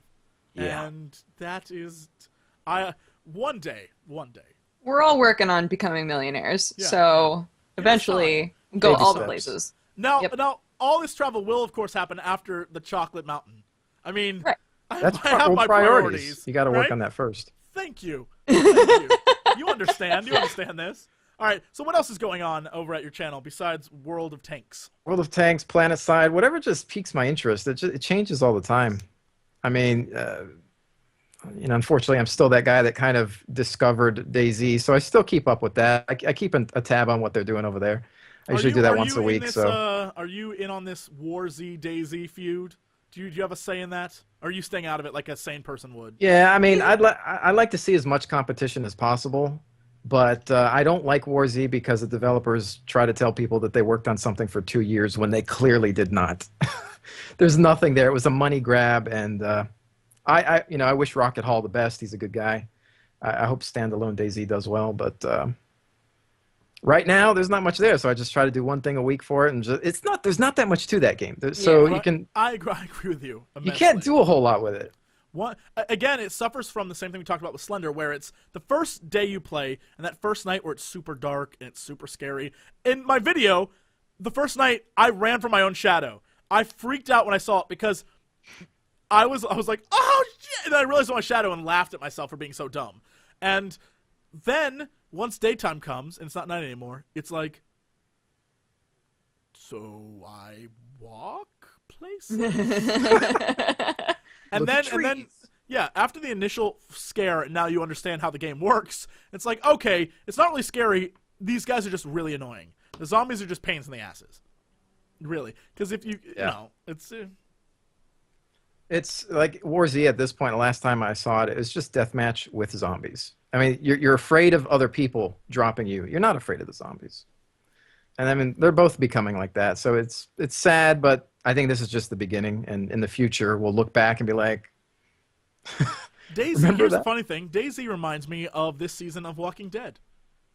The zombies, they don't give Yeah. two craps about the Yeah. zombies anymore. The zombies, they just like push them out the way, chop off their heads, they're fine. But the people are the assholes. And that's just like DayZ. That is DayZ. In a nutshell. The people who are out to get you are the ones you need to worry about, not the zombies who are just annoyances. Yeah, it feels like it's become that. Yeah. Unfortunately, just keeping an eye on it though, so we'll see. So, okay. Anything else? I think that's about it. Yeah, just trying to keep up with the variety and whatever, crosses, looking at Hawk and MechWarrior Online as far as mech stuff and a lot of free to plays. I can't think of anything special. I obviously do a lot of airsoft stuff that I haven't really kept people up to date on as well, but so I'll go out to the fields and film and then do commentary over that. But I haven't done that in a while, so hopefully I'll be getting out to some of the fields again and add that in there. Nice, very That's nice. it. All right, Dodger dear, what's going on over your channel? Well, typically do news. Gaming news Monday, Wednesdays, and Fridays on Press Heart, and I've got a couple Let's Plays going. I am going to be traveling a couple different times this month. So during those times, I'm gonna try and do some more one cup first impressions videos to put up in place of news if I can't do news, and things like that. Also, finally this Saturday, my first DIY is going up on Dexterity Bonus, so please check that out and give me some feedback and let me know whether or not you liked the format, if I should change anything if it wasn't clear. And also on Dexterity Bonus, I do a vlog every day, so got stuff going on 2 channels. So Got come Stuff check me Going out. is also a t-shirt for Hang Angry on. Dang. got stuff going. There's another one. Nope. Oh my God, we need Them fangs. that's my goal tomorrow. Today I got stuff to do, but tomorrow, oh man, first thing tomorrow. That's it. I'm gonna find a way to create us a line of t-shirts that are amazing. That are all amazing. All right. For myself over at slash the Jesse Cox or slash OMFGCata, we have Dishonored and Dead Space. Apparently, I'm getting messages that are like, Dead Space may be the best thing you've ever done. And that I'm flattered yet really sad. I'm like, I've been working on this for 2 years, and that's what you're gonna give me? All right. But I will say my mother watches Dead Space, and she loves it. I don't understand why, but she thinks it's the best. And I did find out that apparently she watches Dishonored too, because she goes, "You saved Emily!" That was an email. That's all it said. And I didn't know what she was talking about at first. And I was like, "Oh, in the game." Yeah, thanks, Mom. In real life. I was like, "Oh, good, thank you." So that might be the best. Next year they're coming out to LA, and I kind of feel like I need to have a Q&A with just them, and I read them questions that people ask of them. And now they're gonna be like, "Was your son always a little crazy?" And my mom will be like, "Yes." He was hard to deal with. When I did the drive from Oregon to California, I did it with my dad, and from the vlogs that I made, all of my viewers named him the Vampire Hunter. So whenever I have like a guest on Coffee Time, they're like, "When are you gonna have the Vampire Hunter as a guest?" I'm like, I just don't know. Oh man, I swear, like if I were to have them on, people would just want a show of them. Yeah. My parents are characters, definitely characters. The fact I've shown off some emails that I get from my mom. She no longer writes me emails because she knows I'll just never read them. So she writes me emails that are just the headline, and so it's whatever she can fit in whatever my iPhone will have. And so I'll get emails that are like, "Your dad and I aren't coming now. We'll be there later." It was like 5 different emails, like, "Talk to you in 2 weeks." And rather than put out one email, she sends me 5. Like, I'm like, she knows me very well. She knows I don't got time for that. Like, thank you, Mom. So yeah, good on her. Good on her. All right. So yeah. Doing the usual, and then Chivalry. My Chivalry video free for all just went up today, It's wonderful. I include the Epic Maneuver music. If you haven't seen my Epic Maneuver video, I am greatly considering doing a thing called Epic Maneuver Monday, where during the week I find the best thing that I've done and just set it to Epic Maneuver music and upload it. Because I feel like everyone's like, oh, you're so bad. But they miss the moments where I pull off some great stuff. And I feel like I should highlight those. I shot a bird in Skyrim. I didn't even know you could do that. And I did it without even trying. So I'm just saying, I feel like that should be a thing. Epic Maneuver Monday. And every Monday it's just another Epic Maneuver. And that way I can try other games too and upload the Epic Maneuvers from those. So that's just the thing. I think that would be amazing. And then just lots more stuff coming. I want to remind everybody that December 15th and 16th is the live stream of Final Fantasy VI in honor of the 25th anniversary of Final Fantasy. It will be amazing. It's going to be a lot of special guests and fun, and we're just going to I might just bring it cooler with beverages of non-alcoholic and alcoholic varieties, and an inflatable mattress, and then we'll get a couch, and we're doing it at TGS in a studio. In a studio, we're going to try-cast the thing, so there'll be cameras on us, there'll be cameras on the game, there'll be game footage, and it's going to be amazing. We're going to make this thing the best thing ever, and an homage to the greatest Super Nintendo game there ever was, and the single best RPG ever made. So that's my thing, and I can't wait to play it. I know Dodger said she'd stop by for a little bit. I told her she couldn't leave, and she said, well, then I won't. And I said, okay, I'll make an exception. And, I mean, if you want me peeing all over the place, I will. It's just I don't think that I could bounce back from that in terms of I my don't career. want you to, but I know there are some people on the internet who do. That's the one stipulation. I'm just saying. But we're going to play through it, and for those of you who have never played that game, it's wonderful. To this day, I still get people who are like, I just started playing it, and it's the best game ever. It's the finest game. Because it is. It is the single best story ever. And then I guess that's it for me. So let's go really quickly. How can we find each of you? Stride Gum, where can we find you? It's turned into SideStrafe, Stride Gum. Which one's it gonna be? I still got to start up the dancing school, according to TB. So that's the next thing I'll be working on. Find me through Twitter at SideStrafe. What else we got? Facebook, SideStrafe. And YouTube channel is SideStrafe. So I was lucky enough to get that name on pretty much everything. Nice. So that is that. Wow, that's very convenient. Mm-hmm. Dodger? Now the most inconvenient, Dodger.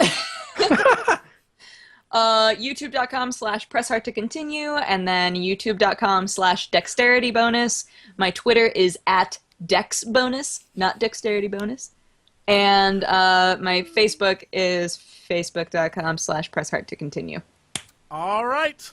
And you can find me on Jesse Cox, on the tweeters, or OMFGCat if you just want video feeds and you don't care about anything else. And also on the Jesse Cox on Facebook. And we've consolidated there, and it's awesome. And just come by, and I'll talk with you about whatever. Usually about how I'm shamelessly promoting the HD collection of Ace Combat. Let's make that happen. Let's make that happen. Ace Combat come on the PC, by the way. What? Whoa, what? Yep. What? Which one? Ace Combat Assault Horizon. That one sucks. I don't know. I just know it's coming. Assault Horizon Is it really? Assault Horizon. I didn't play it. Assault Horizon graphically and gameplay-wise was stellar, but it was It was too short. Nothing. There was no story at all. It was kind of like a really poorly done Black Ops style game where there's a lot happening, but really there's nothing happening. At least with Black Ops there was twists and turns in the story, even though it was thrown at you like this, and you're like, oh my god, what is happening? And then in the end you're like, oh okay, I guess it makes sense now. But Assault Horizon was not very good. Neither was Ace Combat. Ace Combat 6 or 7, whichever one the one before that wasn't very good either. But the ones on PlayStation, the PlayStation 2 era ones, were amazing. Those were terrific. So bring those back as HD. Thank you very much. Anyway, guys, that's it. That's it for the show. Thank you all for watching. We're going to get out of here and go do something fun. We finished on time. We're finishing on time today. Imagine I know, right? never before. That's how we do. But before I go, thank you, chat, for reminding me. TunaGaming.com. Go to TunaGaming.com. TunaGaming.com. Go there. The official TGS podcast fan site. Everyone needs to go to TunaGaming.com. Also, go to Shibuya.com because it's wonderful. And more importantly, check out Cox and Crendor in the Morning, the morning show podcast that's 30 minutes long. It gives you all the news you'll ever need every morning during the weekday. You can find it on SoundCloud. It's on iTunes. It's wonderful. Even Dodger listens to it. I do listen to it, and it's hilarious. I Best podcast absolutely suggest listening to it. It's wonderful. So take the time to do that. If you need to wake up in the morning and you have a long drive and you need like 30 minutes and you're really bored and you're just like, man, I need something to listen to. I listen to that. I'm in charge, so I can whore it out as much as I want. It's true. There you go. Anyway, that's it. Again, thank you guys for listening, watching, and we will see you next week. Peace out. Take care. Bye-bye.